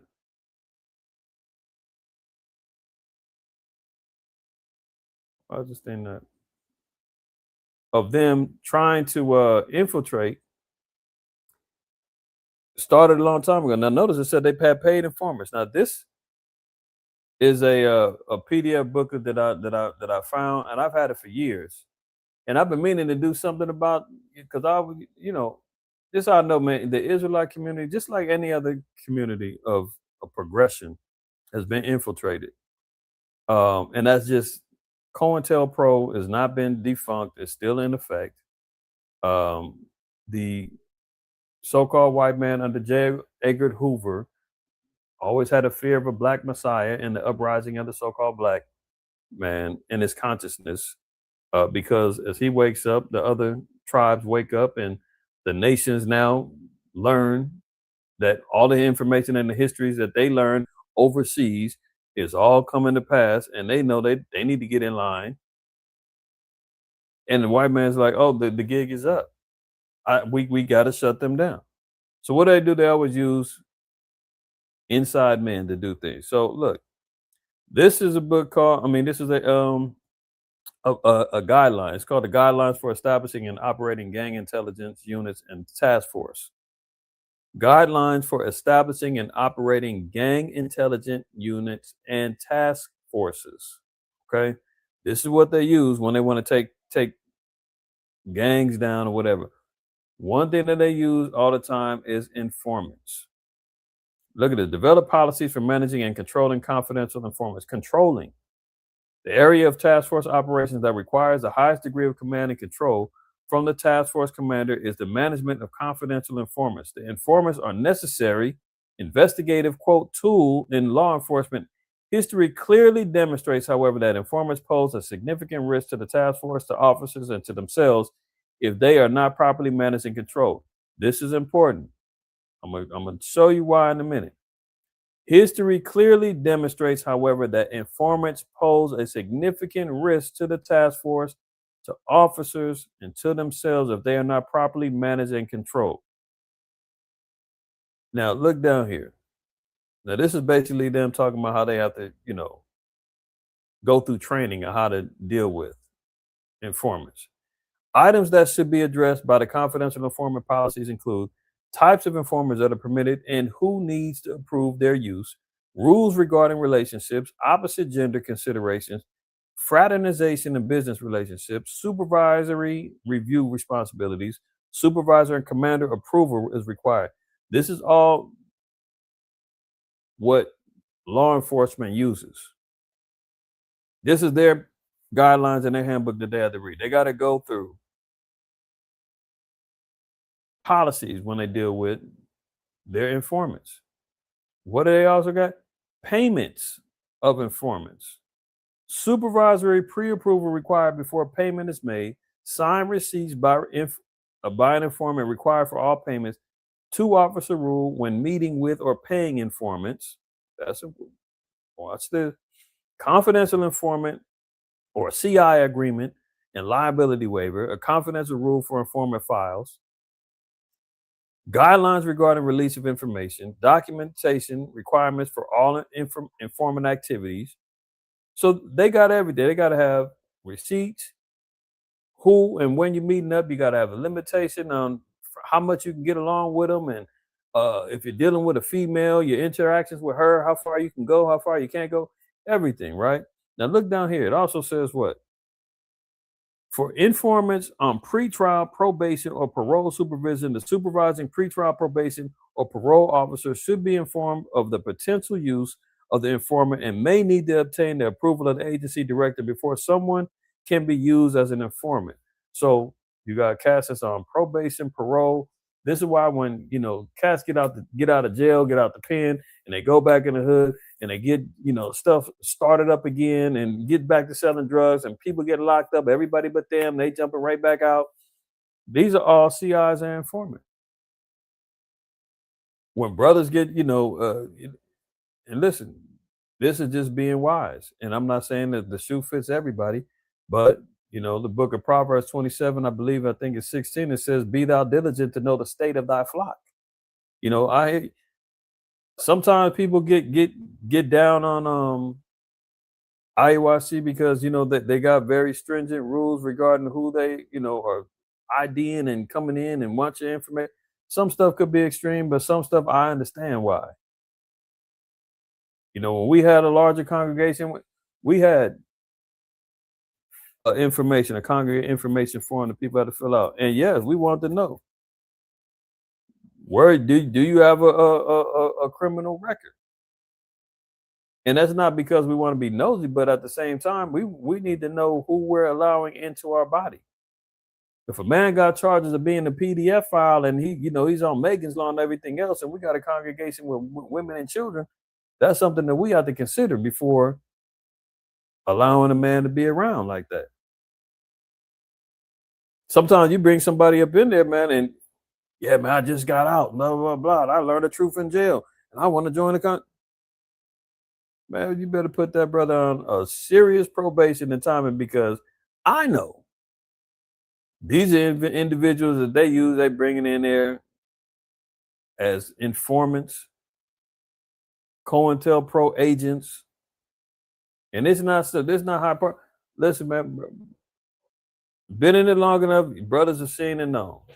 Brothers been stopped and talked to by police, followed in stores, being told, yeah, I'm agent, we watching you, or we know you, we know y'all, blah, blah, blah. I've been in places, man, where introduce or see a brother, yeah, I know you. Yeah, how do you know me? Oh, don't worry about it. I know you, brother.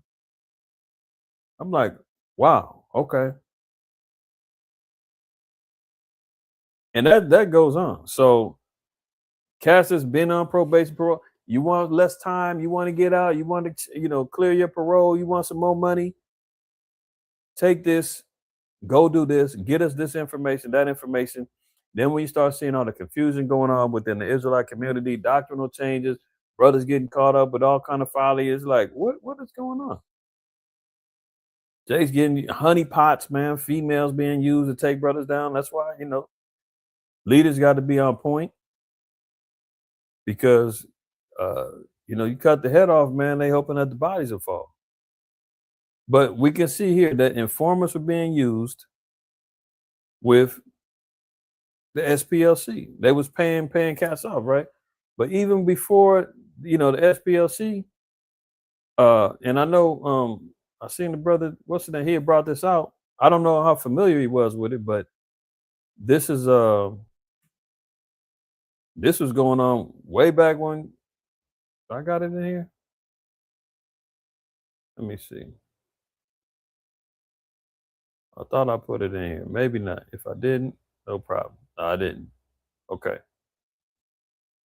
No problem. So back in 1999, the FBI had a operation called Project Megiddo. And I'll play you another song that I recorded back then. In 1999, in 2000,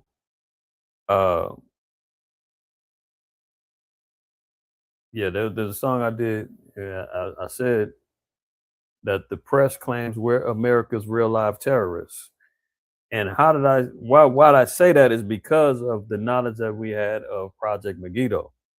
Now, Project Megiddo in 99 was an operation that the FBI was using. And I'll just read. Project Megiddo was a report, researched, and written by the United States FBI under Director Louis Freeh, released October 20th of 1999. The report named followers of white supremacy, Christian identity, the American militia movement, Black Hebrew Israelites, and apocalyptic cults as the potential terrorists who might become violent in reaction to the new millennium. So Y2K was going on. The thought of the end of the world is happening in 2000, all the other stuff, man. They laid out a whole report, and the FBI got involved and was saying that the Israelites in particular were one of the groups that was going to be talking about end time prophecies, and that's when we was labeled as an extremist group and domestic terrorists. And brother Elder Rashab and Aladat, y'all remember when that report came out, we was like, oh snap, they calling us terrorists now, like, oh, it's going down. And I did that song with my brother Baaaad, how Still Standing. And in that song, that's why I said, oh, they're claiming we're terrorists now. But that's how long I've been aware of and knowing that they were constantly involved in Israelite activities, knowledge, and information, right? So the SPLC has got the nerve to be running around here talking about, oh, everybody else's hate group, but they're the ones funding this stuff, man. That's how you know the game is rigged. This place is corrupt as hell. Wicked is all outdoors. Look, Job 17. We're gonna read one down to we'll just read one down to maybe about 6. My breath is corrupt, my days are extinct, the graves are ready for me. So Job was like, man, everything, all the odds is against me. All the odds is against us at this point, right? Are there not mockers with me, and doth not mine eye continue in their provocation? So what are they constantly doing? They provoke and say they're a hate group, they're a cult, we need to stop them, they're anti-Semitic, blah, blah, blah, blah. They're constantly coming against us, and we're sitting back saying, we're nonviolent, you ain't seen, they caught us in nothing. What are you talking about? And then they go about there and they funding these other particular groups who are going out there terrorizing and committing crimes, as we just got to seeing in that article. And then they want to lump us in with the folly and say, look, they're just like these other groups that we're promoting, that we're provoking, that we're encouraging them to go out there and commit acts of crime. And we're like, we ain't did none of that. You ain't seen us burn near cross, near church. You ain't seen us attack and do nothing. Only thing brothers have done is defend themselves. You ain't heard no pipe bomb, none of that stuff that came from the Israelites. But here they go. Lump us all in with stuff that they're out here committing and doing. Continued on. Lay down now. Put me in surety with thee. Who is he that will strike hands with me? For thou hast hid their heart from understanding, therefore shalt thou not exalt them. He that speaketh flattery to his friends, even the eyes of his children shall fail. So what are they doing? They committing, talking flattery to their friends. Yeah, we got them. We got them infiltrated. We're monitoring them. We're watching them. Yeah, they're a hate group. They're extremists. The fact that they even say that you are a black identity extremist, when they came out with that term in like 2017, that was a slap in the face already for people who's had their nationality. Let's just look at a tribe. Let's just look at a so-called black man. How many times has their nationality, our nationalities, whatever, been changed within the last 2 decades or so, 3 decades? Colored, black, African American, Afro American, Nubian. I mean, constantly being changed. So for a man to say, well, no, hold on, stop telling me who I am. You're telling me Negro, I'm black, I'm gonna find out for myself. Hold on, you're being extreme now. You're trying to find your identity. You don't want to trust us?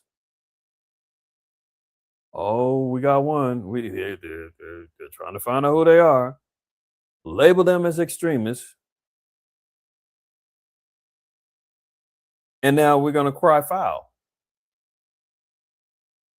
Let me see. Look at this. The FBI spends a lot of time spying on black Americans. The FBI released a new trove of documents relating to its surveillance of black activists. They're mostly redacted. No kidding. The FBI has come under intense criticism for the 2017 leak exposed its counterterrorism division had invented a new unfounded domestic terrorism category. It's called black identity extremism. They just invented, they decide, they dictate policy. They say who and what you can and can't say. You understand? And the same ones who's out here creating this whole narrative are the same ones who's out here promoting and paying for the destruction of our people. And then want to sit back and lump us all together and say, oh, you guys are all the same. No. Now look at this. No, hold on. Let me get back over here in the scriptures. I'm not done with that yet. Reading Job 17:5 again. Now it says, he that speaketh flattery to his friends, even the eyes of his children shall fail. So there is, regardless of what they out here saying and doing against us, the Lord said that his offspring, they're still going to fail in all their attempts. You know, the scriptures tell us that in 2 Corinthians 13. In verse 8, for we can do nothing against the truth, but for the truth. See? And in that same song, when I said that they claim we're America's real life terrorists, I said, but we're blessed with the best. Forget the rest.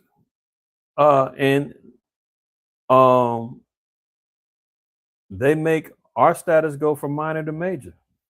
Maybe I'll leave with that song. Maybe I'll close out with that song. But nonetheless, they can't do nothing against the truth but for the truth. That's why I said his eyes of his children is going to fail. There's nothing they can do about it. But what do? Verse 6.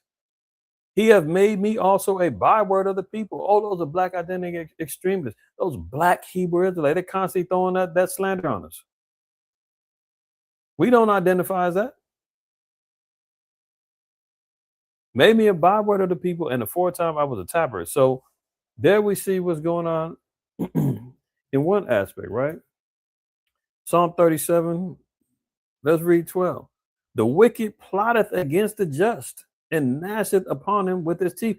This is all plot. This is all conspiratory or conspiring, I should say, that they constantly are going against. Now they said they funded white supremacists and other groups. Now, in other articles, they listed nothing but white supremacist groups. Ku Klux Klan groups, neo-Nazi groups. Now, I didn't hear of any other ethnic groups being funded. Now, it said that some weren't being were being quiet about it, or not necessarily quiet, but others were getting paid as well to carry out particular activity. Now, I don't know. I'm not going to say that any Israelite groups was funded or ever got any money. Yeah, Karen Bass, she's the mayor over here. She went in on Senator Jeff Sessions about this whole thing. Their congressional hearing is online. I can check that out. Karen Bass, I'll give her credit for that. She went in on Jeff Sessions dealing with that. But there's plots against us. Lest anybody think that it's not. This is why we're always, harboring on these particular points, because our people will sit back and say, man, you're in a free country, man. America's for everybody. There's nothing wrong with this. If you don't like it, you can leave, and blah, blah, blah, blah, blah. And the only reason why is black folks holding down black folks. Yeah, that definitely is the case in many situations. However, to deny that there isn't that this place isn't overran by white privilege, that the system isn't based upon a white hegemony and them ruling over all the rest of the nations and peoples, especially the Israelites, you got to be a damn fool. To think that this system is not corrupt and isn't based upon the continual oppression and then dumbing down and keeping our people ignorant, you got to be a fool. And the only way that they can do it is by conspiring, is by subtlety and deceit and wickedness and misdirection and everything else. Matthew 26, I'm reading 1 down to 4. And it came to pass when Yahushua had finished all these sayings, he said unto his disciples, ye know that after 2 days is the feast of the Passover, and the Son of Man is to be betrayed and to be crucified. Then assembled together the chief priests and the scribes and the elders of the people unto the palace of the high priest, who was called Caiaphas, and consulted that they might take Yahushua by subtlety and kill him. So always has been the acts of subtlety and how they get across their agendas against our people. They can't just do things outright, blatant in our faces, man. So as long as the SPLC has been in existence and established by damn near the worst of the heathen, look, matter of fact, hold on. Let's get that in Ezekiel 7.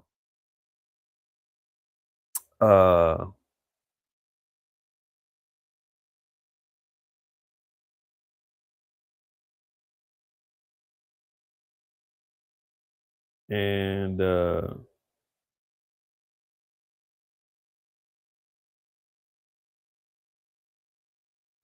what verse is that? Yeah, here we go. So Ezekiel 7. Now this is a cyclical ring of judgment where we see the land of Israel being overran with the heathen, and this is how you know who they are, because of the ignorances and the wickedness of the children of Israel, right? Now, verse 19, we'll read down. It says, they shall cast their silver in the streets, and their gold shall be removed. The silver and their gold shall not be able to deliver them in the day of the wrath of Yahweh. So how is this, twofold? Is because back then, the children of Israel was trusting in idols, gold, silver, so forth and so on. Today in Babylon, same thing. People are trusting in their money, their finances, thinking that that's going to save them. When they realize that it's not, they're going to realize that it's worthless, just like we're seeing now with the inflation and everything else. My sons, they starting to realize now the cost of living, now that they got jobs and they doing their thing. My youngest said he went to the store yesterday. He bought one bag of groceries containing maybe about 4 things and spent almost $30. He's like, man, this is no joke. I can't believe this is what we're into. I'm like, yeah, that's inflation. That's, the evil that we're under right now. Silver and gold getting tossed in the street shall not be able to deliver him in the day of the wrath of Yahweh. They shall not satisfy their souls, neither fill their bowels, because it is a stumbling block of their iniquity. Yeah, because our people think that that's what's going to save them. No. As for the beauty of his ornament, he set it in majesty. But they made the images of their abominations and their detestable things therein. Therefore have I set it far from them. And I will give it into the hands of the strangers for a prey, and to the wicked of the earth for a spoil, and they shall pollute it. So who's the wicked that's controlling the earth? Job 9:24, the so-called white man. What's been given into the hand of strangers? Our land, right? And it's been taken over. But look at this. My face will I also turn from them, and they shall pollute my secret place, for the robber shall enter it and defile it. Make a chain, for the land is full of bloody crimes, and the city is full of violence. Wherefore I will bring the worst of the heathen. Who's occupying our land right now? Who's brought up there? What? How do you know them? Look, it says, and they shall possess their houses. Who's living in our houses right now? That's why I call them squatters. Occupying our land, sitting over there, taking advantage, living the high life, claiming and proclaiming that they're the real owners, that they're the people.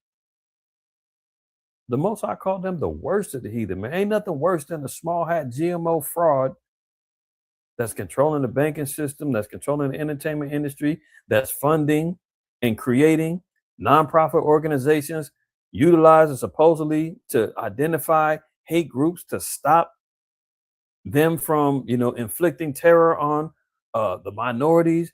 And meanwhile, they're doing none of the above. All manners of wickedness, all roads lead to them. And as soon as you say one word about them, that's anti-Semitic. That's not fair. You're a hater. You don't like us. But they're committing genocide, bombing schools, kids, starving out homeless. Refugee encampments in Palestine and Gaza and so. And as soon as you say, "Hey, that's not right, man. You're violating people's human rights over there." You don't like it? What's the matter? You anti-Semitic? You don't like us? As soon as I say that, that's why the Lord said they're the worst of the heathen. You understand? This is what we're dealing with, and they're the ones that started the Splc. They're the ones who's out here saying we're going to stop everybody from hating on us, but oh no, they're funding. Job 15:34, for the congregation of hypocrites shall be desolate, and fire shall consume the tabernacles of bribery. They conceive mischief and bring forth vanity, and their belly prepareth to see. That's the SPLC in a nutshell. That's the operations that the so-called white man is being lined up as the good guys.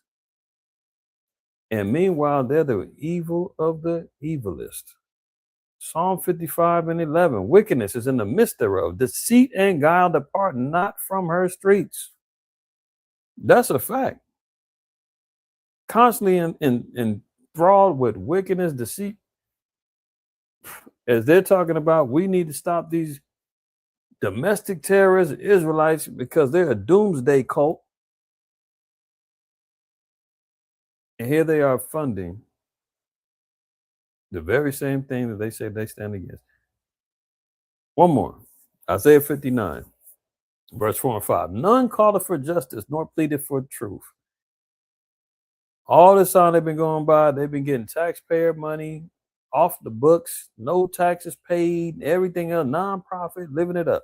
That's why, when you wonder if any of these nonprofit organizations, whoever they may be, are they compromised, or can they be compromised, funding cut, anything else, or are they being given money to carry out certain deeds and agendas? Absolutely.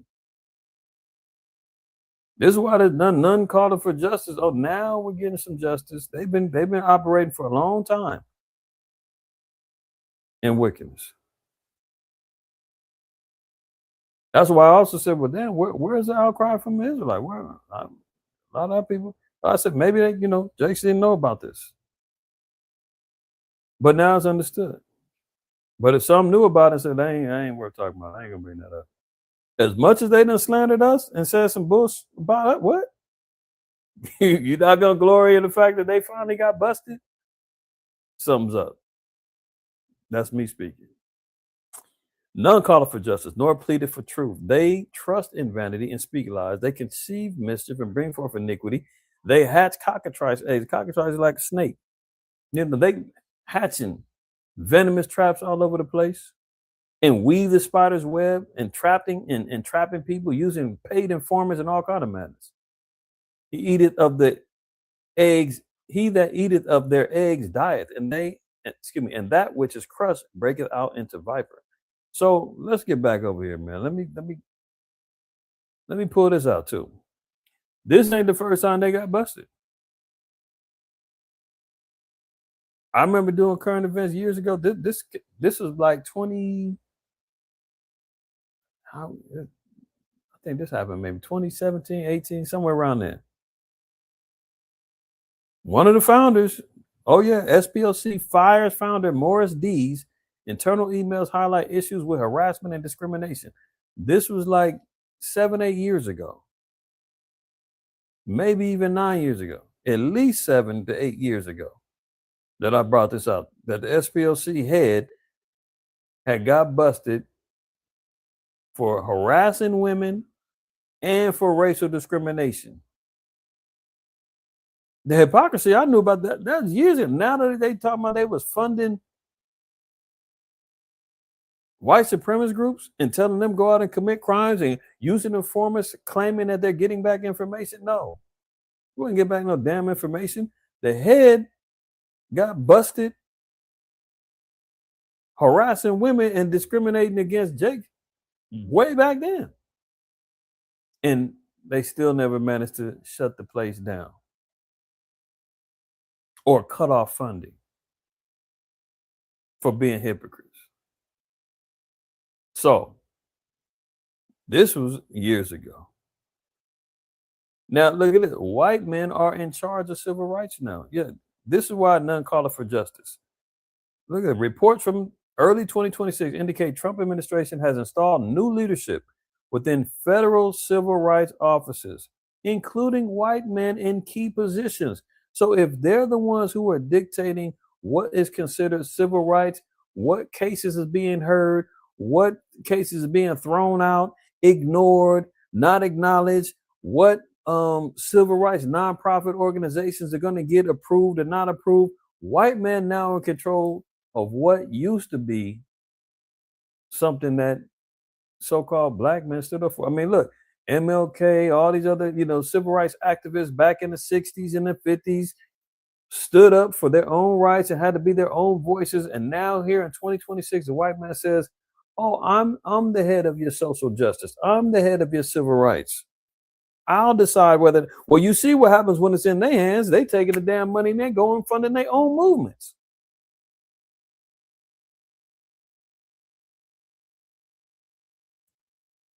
"2026 report, the Trump administration has installed new leadership within federal civil rights offices, including white men in key positions, with a focus on investigating anti-white and anti-conservative bias." Did you hear that? That's the new civil rights. If you're anti-white, they're the ones being oppressed now. They're the ones being suppressed. They're the ones being hated on. Oh, no more is it about blacks. Like we're in control now. The new civil rights is about anti-white. They're the ones needing civil rights now, right? Their civil rights are being violated. I guess they're the ones being pulled over driving while black. They're the ones who's being. I just seen a video of this Jake, man. He was walking and he's filming himself, and it's 3-4 cop cars, and he's being followed by 4 or 5 cops at least. And they like, hey, let me talk to you. Slow down, stop. And he's like, no, for what? Stop, come on, bro. And the damn cop is trying to sound like a damn Jake, talking, come on, bro. Let me tell you, the reason why we start, he's like, am I being detained? Yes, you're being detained. He's like, for what? Because they said when he was walking, he looked back at them twice and then adjusted his backpack. The fact that he looked at them and adjusted his backpack while he was walking, they said was probable cause for them to pat him down and search him for a weapon. Now the Jake stood on 10 toes and said, nope, I don't consent to a search. Nope, I'm not giving I don't have an ID. I'm not giving my name. And they was like, okay, well, we're just gonna write this down as a John Doe. And then they told him he can go. I guess that's not a civil rights violation, right? I mean, let's be clear. We know that we've been marginalized, we've been oppressed, redlined, the whole nine. Now they reverse engineer this thing. That's what I said. This is the Twilight Zone, bizarro world. Everything is flipped upside down. White man's burden. He's now civil rights being violated, and now they got to, flip the whole. Look at this. So the Office of Civil Rights Reports 2025 noted that under the second Trump administration, the OCR's leadership shifted with 4 men, including 3 white men, taking leading roles. DOJ civil rights focus, the Department of Justice under Trump administration shifted its focus, targeting DEI, diversity, equity, and inclusion, policies and launching initiatives that reflect a pivot towards addressing claims of discrimination against white individuals. So they said when DEI was around, they was only focusing on helping blacks and the sodomites and all of them. White men was getting excluded. We don't like this. So get rid of DEI, and now white men and white people being discriminated against. Karen and all of them. We're in a bizarro world for real. Andrea Lucas, a Trump-appointed member of the Equal Employment Opportunity Commission, has spearheaded efforts to focus on anti-DEI efforts and protecting workers from discrimination based on race, including cases focused on white employees. Now look at this. Investigating conservative targets. The administration has targeted groups such as the Splc, which the DOJ has accused of manufacturing extremism and biases against conservatives. So that's the one thing that they did, was they focused in and they got the Splc and caught them slipping. They tracked down the receipts that they paying the informers and everything else, man, they got them, right? Now, I'm going to skip all that.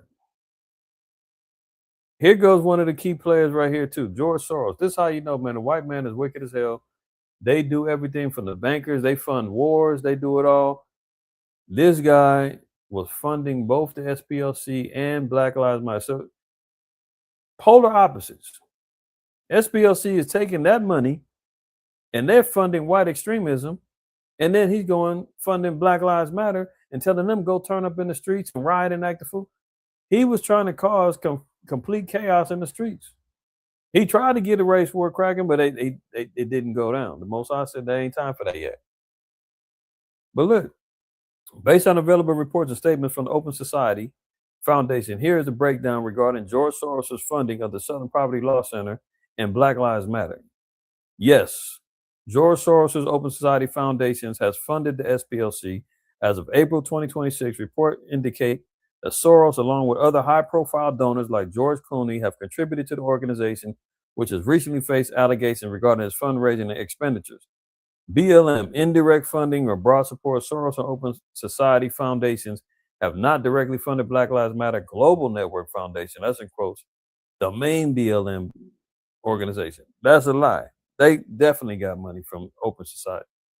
Racial Injustice Initiative, however, following the 2020 protests, Soros announced $220 million investment in racial justice initiatives, which included funding for various Black-led organizations and groups involved in the broader movement for racial equity.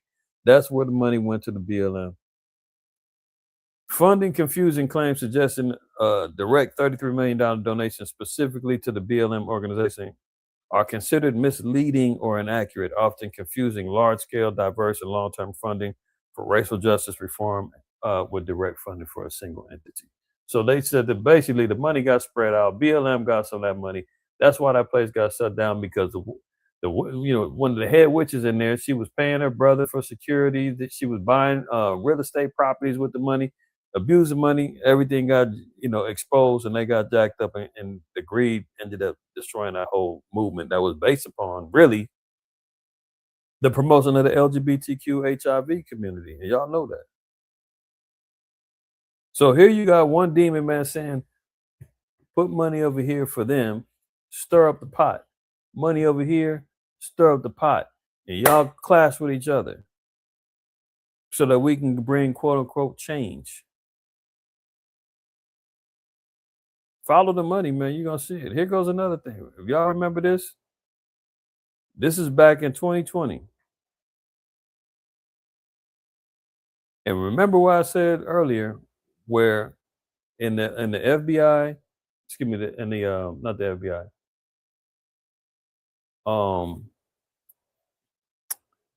the guidelines for establishing the op gang intelligence. Now it said what? That a 2-officer rule needs to be had when meeting or paying informants. And they said also that where was it at?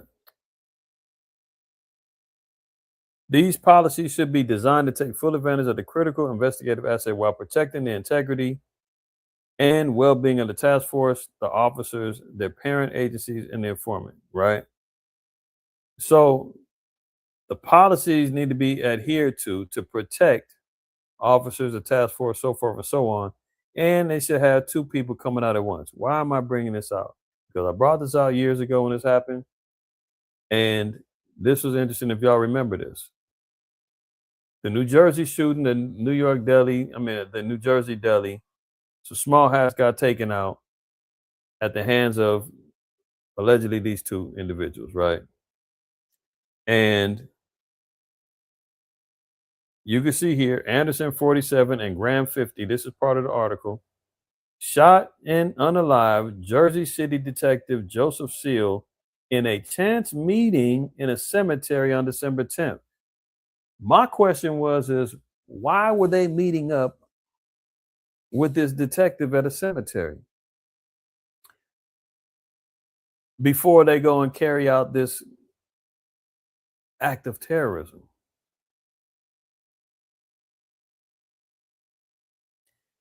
You just seen informants. The policy is to protect their officers, follow the rules. Before you make payments, go with a partner. Now this is me. This is what I'm trying to put together. They met up with a detective, Joseph Seals, at a cemetery of all places before they went and carried this thing out. And then they just said, well, one of the reasons why you got to watch yourself is because what? Your safety could be in danger when you're dealing with these informants who get desperate. Who knows what happened? He didn't have the money. It was short, or they took the money and said, F this, we tired of being under your thumb. We're going to go out here and wild out. Who knows? But I'm saying, how you going to meet with this guy, man, before you go? I'm going to leave that there. Marinate on that, right? Now, mind you, they try to tie these 2 in and say that they was Israelites immediately.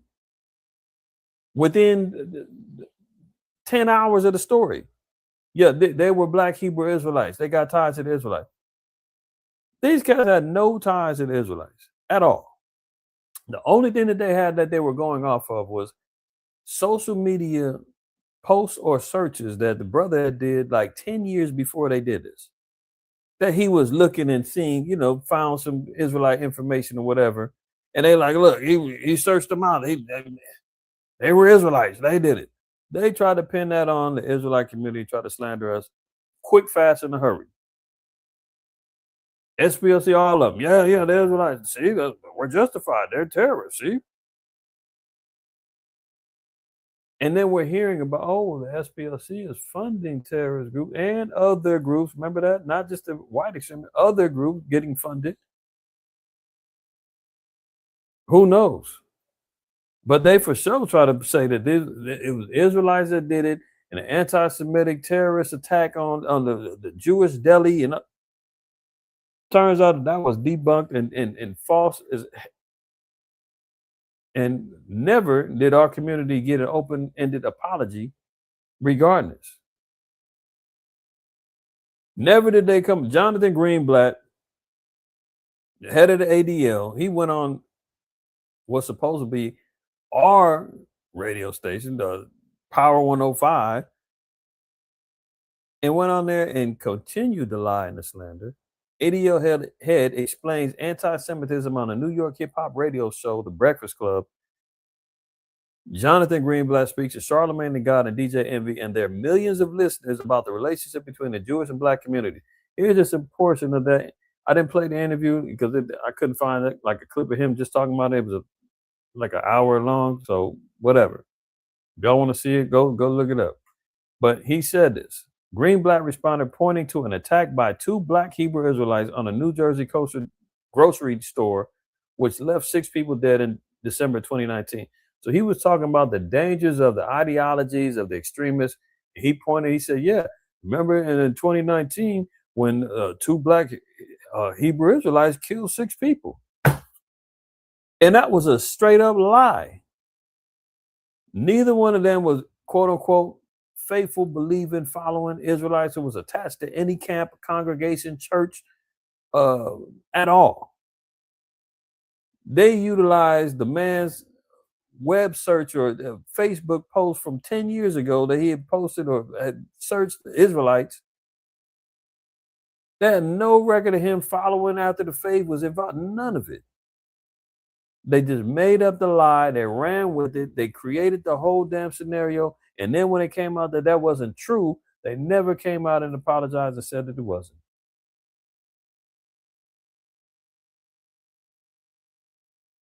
This is why the white man is the devil. This is why we got to deal with what we deal with, man.